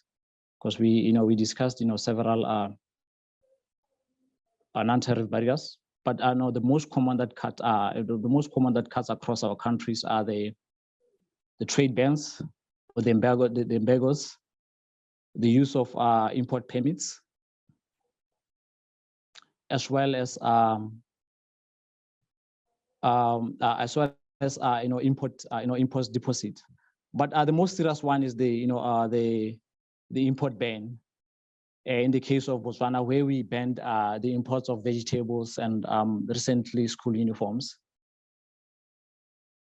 The reason why we imposed this import ban was to try to help the infant industries in Botswana to develop, because we have for years depended on South Africa for almost everything. Basics such as tunics, skirts, shirts, pants, flooded the markets, our local market from South Africa, because mainly because of how the region was integrated into the global political economy, whereby we were integrated as a peripheral state, while South Africa was integrated as a superpower of the region, and it has for years invested a lot in machinery to flood the entire region. And in conjunction with certain points under the SACU agreement, we have to help infantry industries develop. Hence the reason why we banned or introduced the ban of products such as vegetables and school uniforms. The purpose of this non-tariff barrier was mainly to help these industries develop, like I had mentioned, as well as assist in the process of industrialization. Currently, manufacturing contributes only 3% of our GDP. We have a soaring unemployment rate because we are creating employment to our neighboring country. The unemployment rate is currently 24%, mostly among the youth, despite the fact that we have the resources, we have the machines that are there, but we're not competitive enough because of the less prices that we get uniforms from South Africa. The issue of our trade imbalances. Currently, our imports are higher than our exports. We optimally get a balance because of our high dependence on diamonds, which are our high revenue earner. And coming up with this policy was to ensure that at least we have a sector that we can lean on. And textile manufacturing is one of the strategic areas as identified by the Africa Growth Opportunity Act, by the US, under the US bilateral relations that that the region and the country has. Currently, we are failing to even meet 1% of our quota in the US market because of the flooding of our cheap uniforms and textile from South Africa. Hence the reason why we came up with this policy. The last part, could its purpose be achieved in a less trade restrictive way? Yes. If only our neighboring countries, particularly South Africa, did not have this big brother mentality, where we are treated as equals in the SACU and SADC regional trade agreement. We have long asked the suppliers, these multinationals that are operating in the country, that are only selling, to invest a lot in capacity building, in training our people to at least process the materials from that is imported or that are imported from South Africa into fully fledged uniforms. And these shops are not interested because they are much interested in creating employment for South Africa. And other means could be put in place. Foreign direct investments, especially in the manufacturing sector by these companies, could really be of assistance in abidance to the set agreements under the SACU and SADC free trade agreements, as well as the recently Africa Free Continental Trade Agreement. If at all I've left anything behind, my team, please feel free to chip in. Thank you. Thank you very much. Yeah, that's a really interesting example. Yeah, I mean, obviously the dominance of the South Africa textile manufacturing industry is it's yeah, pretty hard to take them on. But I mean, I suppose we have a similar slight incredibly contentious relationship with Australia, as you know, because they've got that size Big Brother sort of dominance in the space. So we hear you. So thank you all very much for your really interesting contributions and examples. I'll stop sharing. Rob, I'll hand back to you. Okay. Thanks, Suzanne, and thanks to everybody for all those really interesting reports back. One of the things that I'm finding with this course is that I'm learning a lot from every time we have a breakout session. I learn something more about Africa.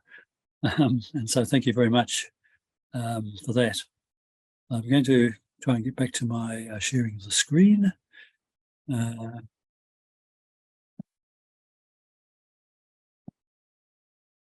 Yep, so we're at the right place finally. Good, about a first time.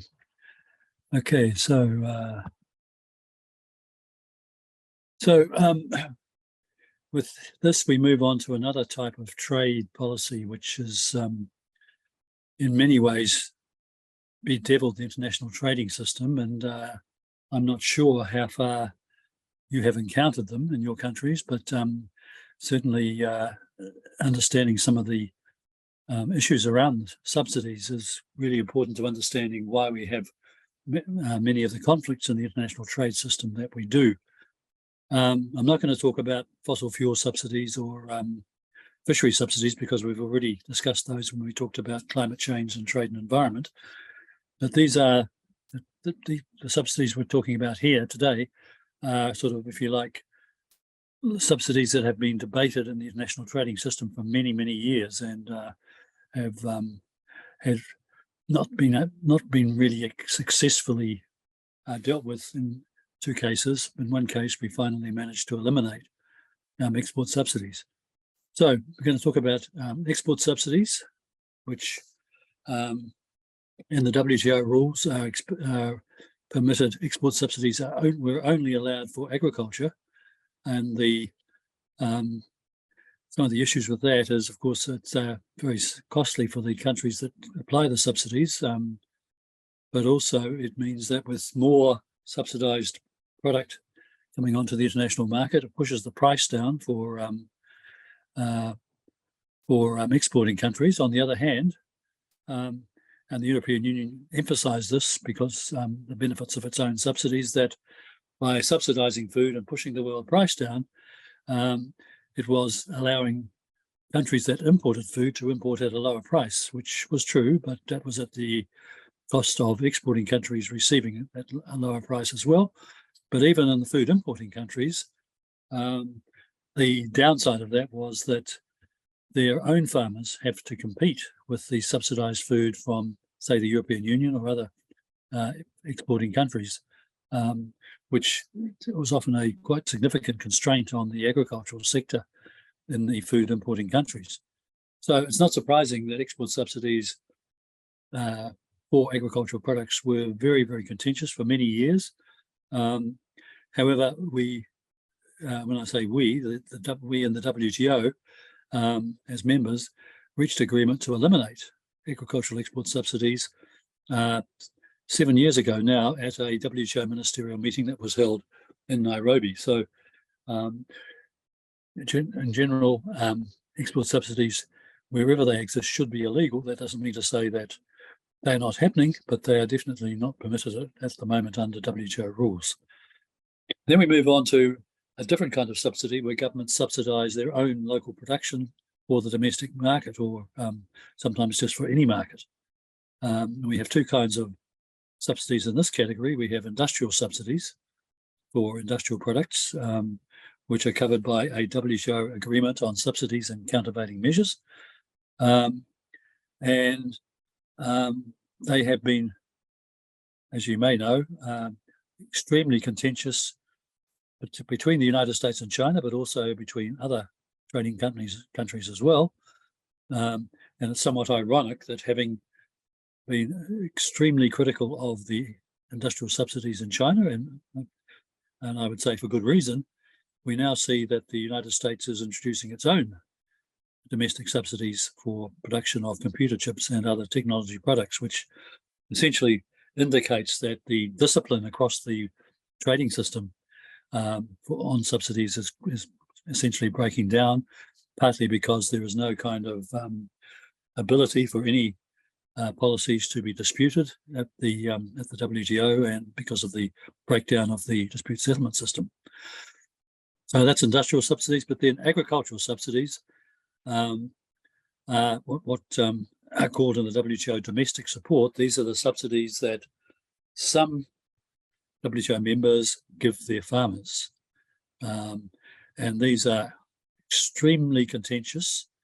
The subsidizing countries are a group of industrial countries who have essentially non-competitive agriculture in a number of sectors, and who subsidize their farmers, often to a very large extent, to keep them going, much to the disadvantage of agricultural exporting countries. I would say, no, without knowing in detail your situation, I would be very surprised if your countries have not been disadvantaged by these domestic support agricultural subsidies applied by countries like the European Union, the United States, Japan, etc.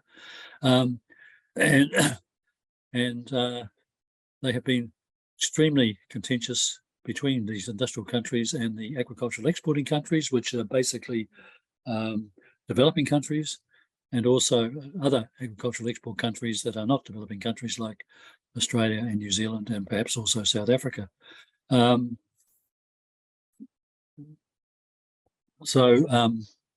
It's one of the black spots really on the WTO system, that so much progress has been made in so many areas, including in some parts of the agriculture agreement, but the one area where developing countries and other exporting countries would like to see progress, which is the reduction or preferably elimination of these subsidies provided by a number of industrial countries to their farmers, there is absolutely no progress. And it's an example of how the WTO doesn't work in very important ways for some of its members, which includes many developing countries, but also some other agricultural exporting countries. What is the issue with these domestic subsidies? What the domestic subsidies do, and they do this to farmers in Europe or Japan or the United States or Norway, they make farming much more profitable than it would be without these subsidies. So that means that we get very large increases in production, in agricultural production, directly as a result of these subsidies, which, because so much of the domestic market is being supplied by subsidized agriculture in the country, in the own domestic market of the subsidizing countries, it obviously means that there is a reduced market opportunity for the exporting countries, which, as I say, includes many developing countries, as well as countries like New Zealand. In fact, it can go further than that. We can see cases where the provision of the subsidies for farmers in these countries is so generous that it can actually turn a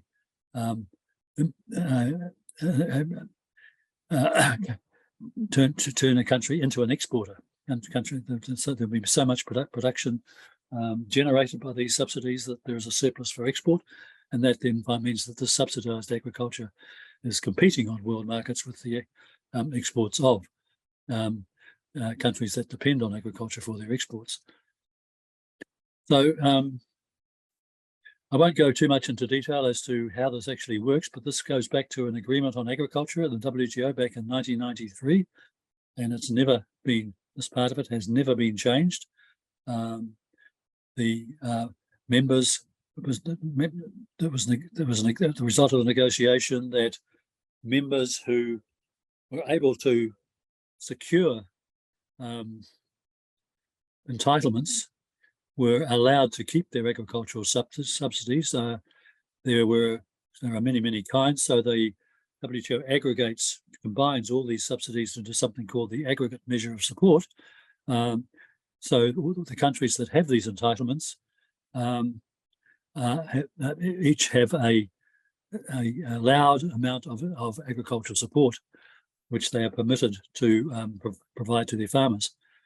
Now, one of the inequalities about this is that of the 164 WTO members, only 32 members have these aggregate measures of support entitlements, many members, especially developing countries, have zero entitlements to aggregate measures of support. And we don't have time to go into why that is, but it's an example of how the WTO doesn't work to the same extent for all categories of members. And if we look at the total amount of these agricultural subsidies, it turns out that 87%, by one calculation in 2021, 80% of the aggregate measure of support entitlements, that is the biggest amount of subsidization, takes place in only 6 WTO members. Japan, the European Union, the United States, Canada, Switzerland, and Norway.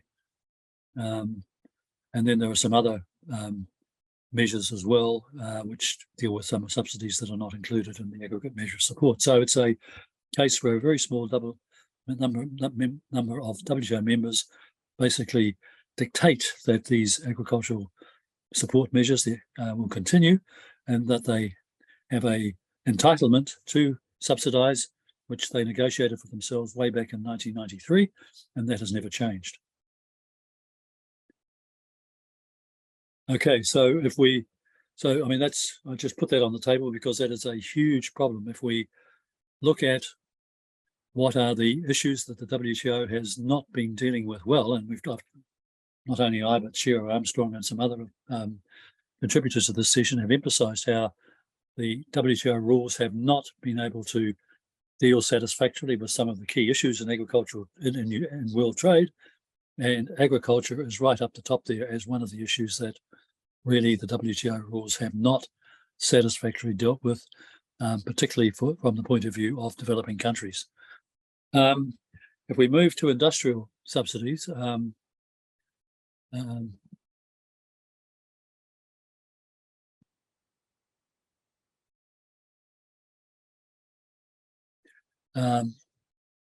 there is an agreement there called the Subsidies and Countervailing Measures, which tries to regulate industrial subsidies on the world markets. But the problem is it doesn't work very well. The definition of the subsidy is quite narrow. The requirements for evidence to have a successful dispute settlement case, even if the dispute settlement system was working, which it's now not, very demanding. And it's difficult to get the information if the subsidies are not being transparently declared by the subsidizing countries. There's a system of notifications, but that doesn't work well. And the grounds or the reasons that can be justification for actions and remedies for these subsidies are quite narrowly defined. And so, for example, the grounds focus on the injury or the harm that's being done by the complaining country or in the complaining country, but the complaining country might be suffering not in its own market, but in its export markets and in its supply chains as a result of the subsidies of illegal subsidies being operated by some WTO members. So not surprisingly, there has been a lot of work going on because the United States, European and Japan are all interested in having an improvement in the rules on subsidies. So when the big players are interested in making progress, then something happens. But although they put a lot of work into improving the subsidy rules, there has been no actual agreement yet on what these new rules or what the improvements in the rules should be. Trying to extend the range of subsidies that are prohibited. And of course, mainly this is in the case of the United States, European Union and Japan are particularly concerned to have rules that would disqualify subsidies that are applied by China for its industries, and also subsidies that are argued to create overcapacity. So we have problems of overcapacity in some industries like steel, which again are argued to be caused by subsidies to the steel industries in China, not only China, but many other steel producing countries. So China is clearly a target of quite a number of these proposals by the United States, European and Japan. And China's response has been that yes, we are willing to consider the issues in industrial subsidies, provided that agricultural subsidies are also addressed, which is an approach that I imagine New Zealand might be quite happy to support. That if we want to deal with subsidies, we should deal not only with industrial subsidies, we should also deal with agricultural subsidies. Okay, so that's where we are. Basically, the problem with subsidies is not so much, there's often accusations made that China is breaking the rules on subsidies. The problem really is that the rules are, as they are in many aspects of the WTO rules, they are inadequate, and the rules are not sufficiently strong to actually rule out some of the subsidies or some of the subsidy practices that China is engaging in. So what the United States, European and Japan are essentially wanting are subsidy rules that could be used against China. Okay, and again, the irony is that the United States itself is now, as part of its technology policy, is starting to subsidize its own industries to a very, very large extent. It'll be interesting to see how this debate develops. Okay, so we now have, I think, just a few minutes. So what I propose to do is to start a subject which I will continue in the first session tomorrow. It's a topic which I've left for last, but not because it's unimportant. In fact, it's possibly one of the most important issues in international trade, but it's also one of the issues, or one of the types of trade where it's been very, very difficult for the international community to make progress. And that's the case of trade and services. And if we look at the different service sectors that we have in all our economies, we can see two things. One, we can see how diverse the service sector is. Here we have business services, communication services, construction, distribution, retail and wholesale, education, environmental services, financial services, health, excuse me, tourism, recreation, culture and sport, transport. All of them are likely to be very important sectors in our economy. So it's not surprising that a lot of attention is paid to the service sector in terms of how to improve trade and services, because we have such a large part of our economy is included in the service sector. But one of the difficulties that we can also see is that if we think about our own countries, certainly if I think about my country, we'll find that pretty much every one of these services, or most of them, are regulated by different ministries. So we have a ministry for communication, we have a ministry for infrastructure for construction, we have a Ministry of Education, Ministry of Environment, Ministry of Finance, Ministry of Health, Ministry of Tourism, Ministry of Culture and Sport, Ministry of Transport. So every one of these sectors pretty much has their own ministry. So when it comes to trying to work out a trade policy towards services, and particularly to negotiate on services in both the WTO and also in trade agreements, the difficulty is that there is no one ministry that has responsibility for the whole service sector. You have a trade ministry, which is required to negotiate on behalf of our countries, but the actual regulations and rules that are going to be the subject of negotiations in every sector is covered by a different ministry. And even in some of the sectors, you might even have some subsectors where there are, again, different ministries dealing with different subsectors. But services are, the next thing we can say about services, they are absolutely vital to all our economies. So we see that, generally speaking, we find that services, the service sector's share of the economy rises to around 70%. In some economies, it's even more than that as economies have developed. So the service sector gets bigger and bigger as part of our economy, as our economies grow. And the efficiency of the services in our economy affects the efficiency and competitiveness of every part of the economy. Think of finance, think of transport, think of education, think of health. All of these sectors are crucial for the efficient functioning of our economy and our competitiveness in international trade. So if we're talking about growth and productivity in our economies, services potentially have a huge and very essential contribution to make. And I'm not sure if you have come across this concept of the middle income trap, which has been debated in multilateral organizations like the World Bank for quite a number of years now, but it refers to a observation of developing countries that in many cases we see developing countries reaching what's called the middle income category of development, but in quite a number of cases we see that they don't actually break through into the high income level, and a huge amount of work has been done by people in the World Bank and other places as to why this is. And there are many, many answers, and it's a very complicated set of issues. But there is no question that having a vital service sector in our economies is a vital part of breaking through the middle income trap, or breaking out of the middle income trap. If we look at trade, we typically think of trade as trade in goods. We supply goods and services on ships and aircraft.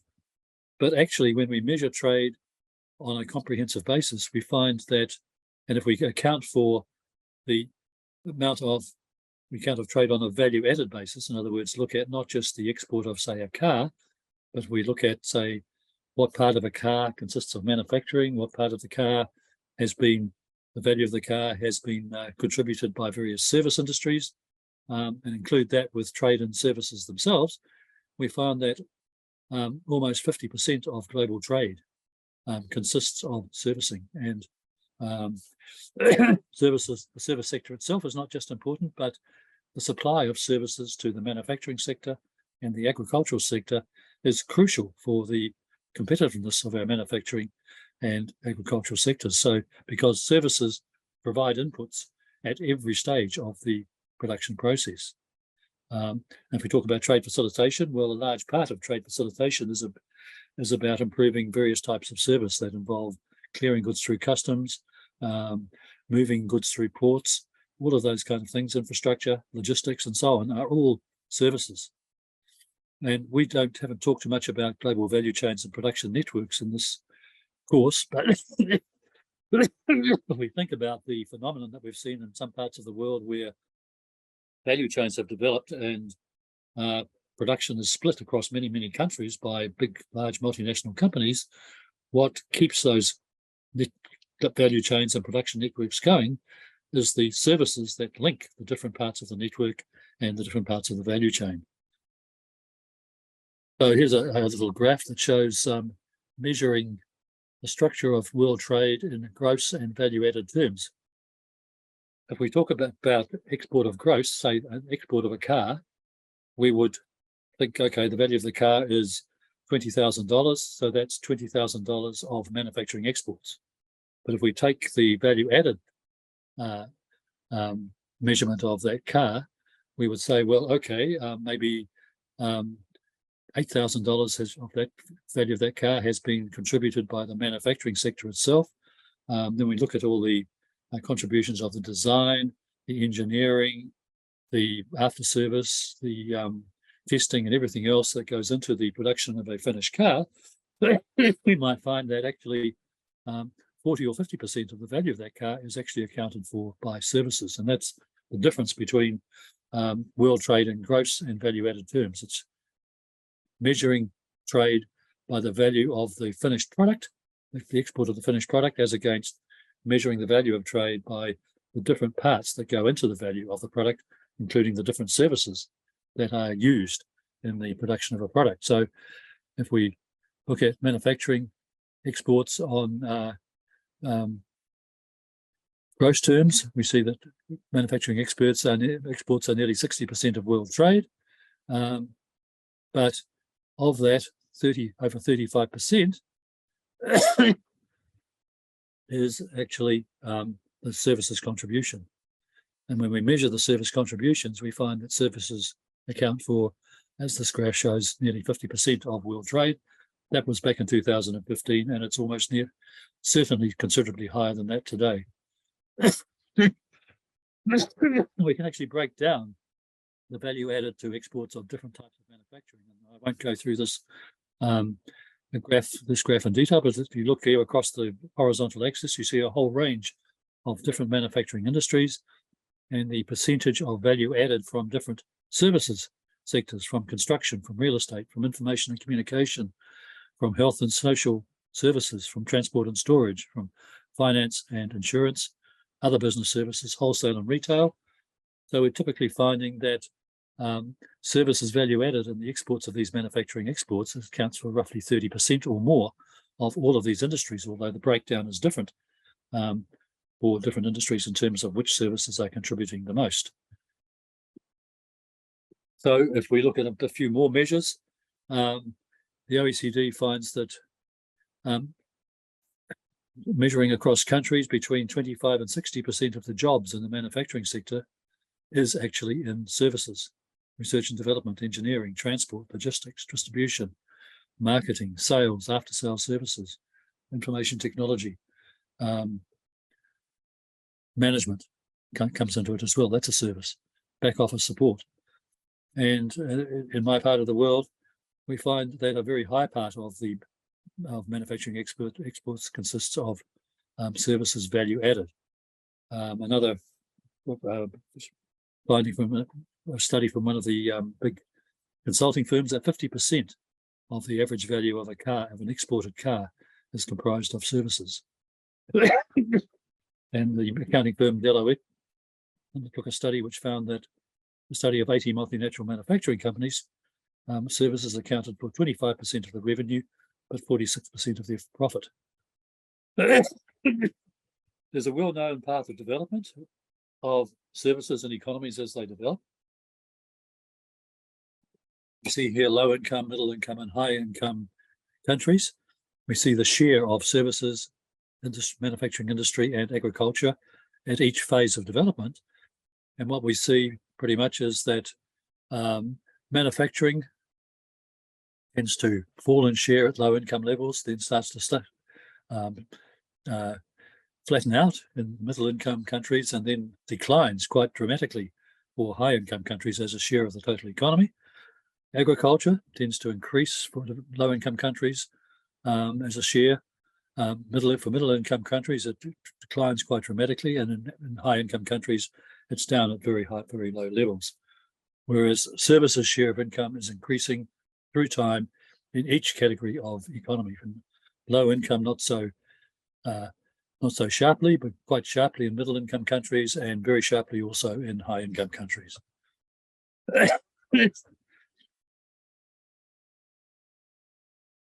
So I'm just perhaps overemphasizing here that the contribution of services to competitiveness, but it's not just the services provided in our own economies through our own export industries, but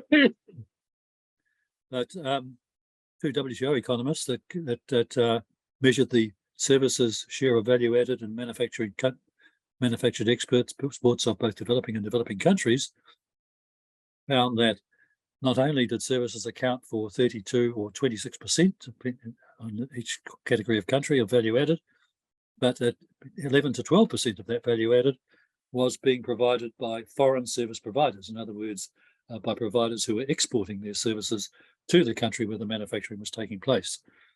So we find that manufacturing competitiveness is enhanced not only by the competitiveness of our own service industries, but also by getting access to foreign services, and when foreign service suppliers improve their efficiency by liberalising their own services trade. So there's a kind of a feedback loop here in the effect of services on competitiveness of economies. Okay, so just take this a little bit further. For many, many years, it was thought that services couldn't be traded, and so there was almost no negotiation on on services trade until the 1980s, when the Uruguay round negotiations took place that led to the creation of the WTO, and services were included as a negotiating issue for the very first time. And one of the achievements of the Uruguay round was the inclusion of a General Agreement on Trade and Services, the GATS, which I'm sure many of you have heard of and maybe are involved with, was included as one of the outcomes of the Uruguay round, and it was part of the what are called the WTO agreements.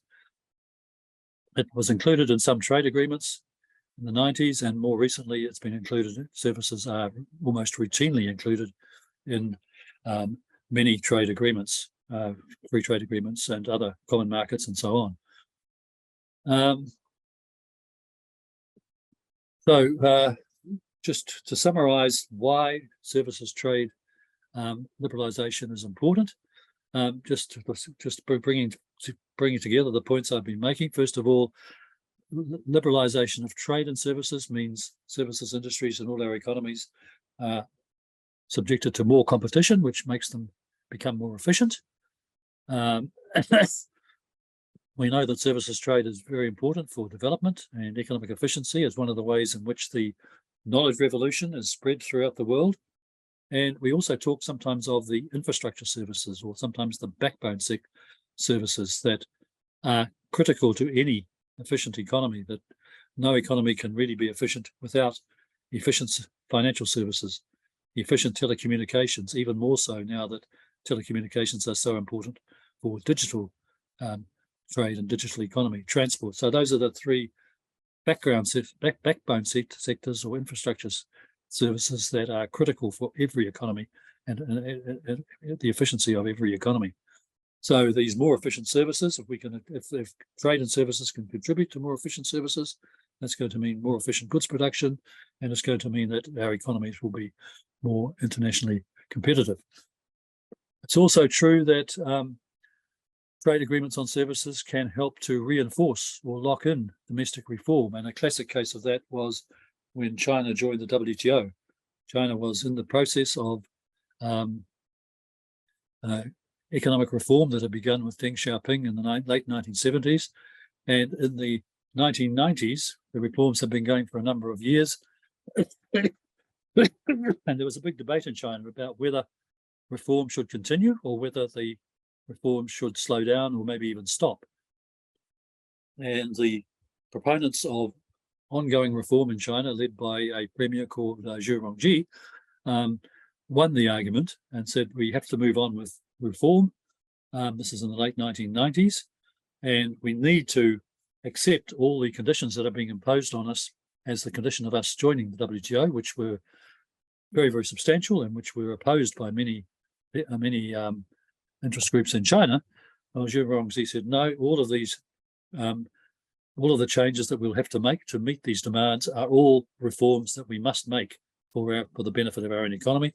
So we will go ahead with this. And so that 1990s leading to 2001, agreement was reached in China that they would accept the terms of WTO accession and all the reforms that they would be required to make as a result of that, because they believed that that reform was to the benefit of their own economy.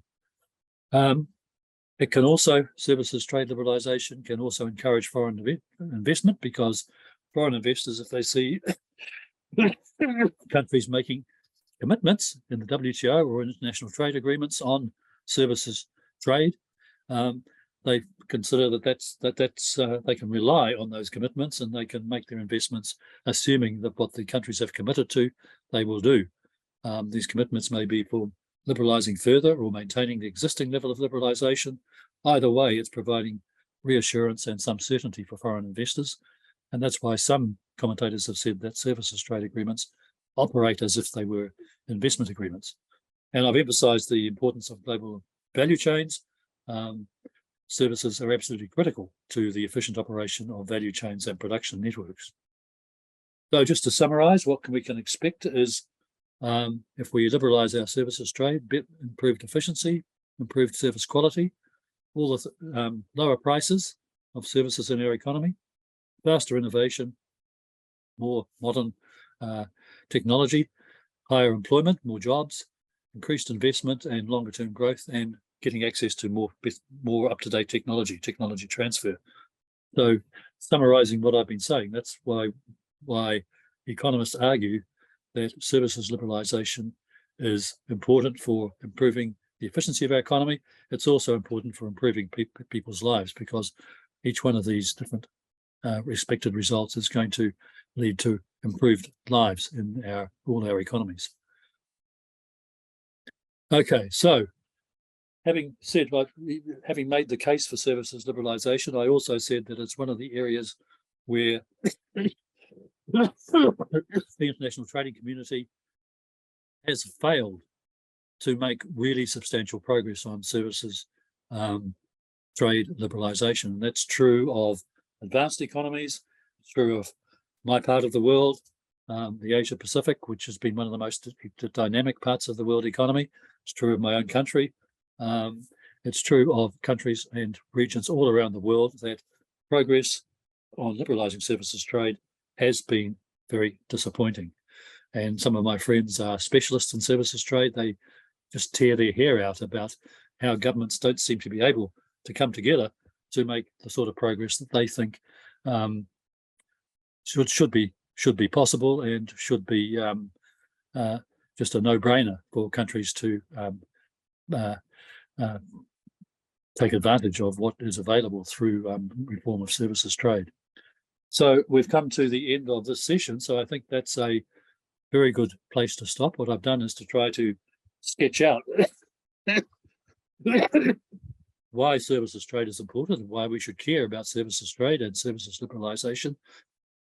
What I'm going to do tomorrow is explain why, what the international trade community has tried to do about it and why it hasn't been as successful as many of its proponents would have hoped, and maybe not as successful as it should have been up until now. So we'll look at what the reality has been in terms of how services trade has been addressed and what have been some of the problems, what have been some of the blockages, and what are some of the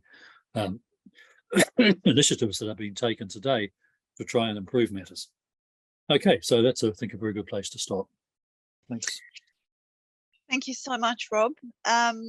I am aware there are a couple of questions in the chat, but perhaps Kolchano or Adil, you could bring those questions tomorrow and maybe at the beginning of the session, we could have a chat about those questions around profit shifting and caps. Yeah. Well, I might just answer one of those questions right now. Sure. I mean, the question is about how do we deal with profit shifting by large corporates to tax havens, thus eliminating the bulk of tax income that a country might benefit from. That's absolutely a correct point. International taxation has been a huge controversial issue in the international community for many, many years. And the use of tax havens by large corporates from major developed countries has been a big problem. There have been big controversies about where, for example, internet companies pay their tax and where they get their revenue from and where they pay their taxes. And I think we could say that even in the countries that we might think are some of the culprits in this area, I think there is now a recognition that this question of international taxation has to be addressed, and there are initiatives that are being taken at the moment to try to improve the incidence of tax by companies and where they pay their tax in relation to where they generate their income. One of the big breakthroughs in this was to get the United States to some extent on board on this, because basically the United States has tended to take an attitude that anything that's good for their companies is good for the United States and should be supported. And of course, not paying tax by doing their taxation returns in tax havens, of course, was very good for many companies. But it's not just the United States, it's companies all around the world that have much to answer for in this area. But there is, I think, some progress or some real will internationally to try to do something about it. And hopefully we'll see some progress being made. Thanks, Rob. So Rob will be back with us tomorrow for the first part of the session, and then in the second part of the session we will have Jennifer back with us, as well as a guest speaker. That'll be a surprise. So have a wonderful day. Thank you so much, Rob. Thank you all for your contributions. As Rob said, it's always fascinating to hear the feedback from your discussions. So I will quickly close with karakia and let you get on with your day. Kia tau, kia tātou katoa, te aio, te aroha, me te marutau, tihe mori ora. So thank you, goodbye, and we will see you tomorrow. Have a great day. Bye. Thank you. Bye. Thank you. Have a good day. Have a great day. Bye. Yeah, bye to Thank you. bye to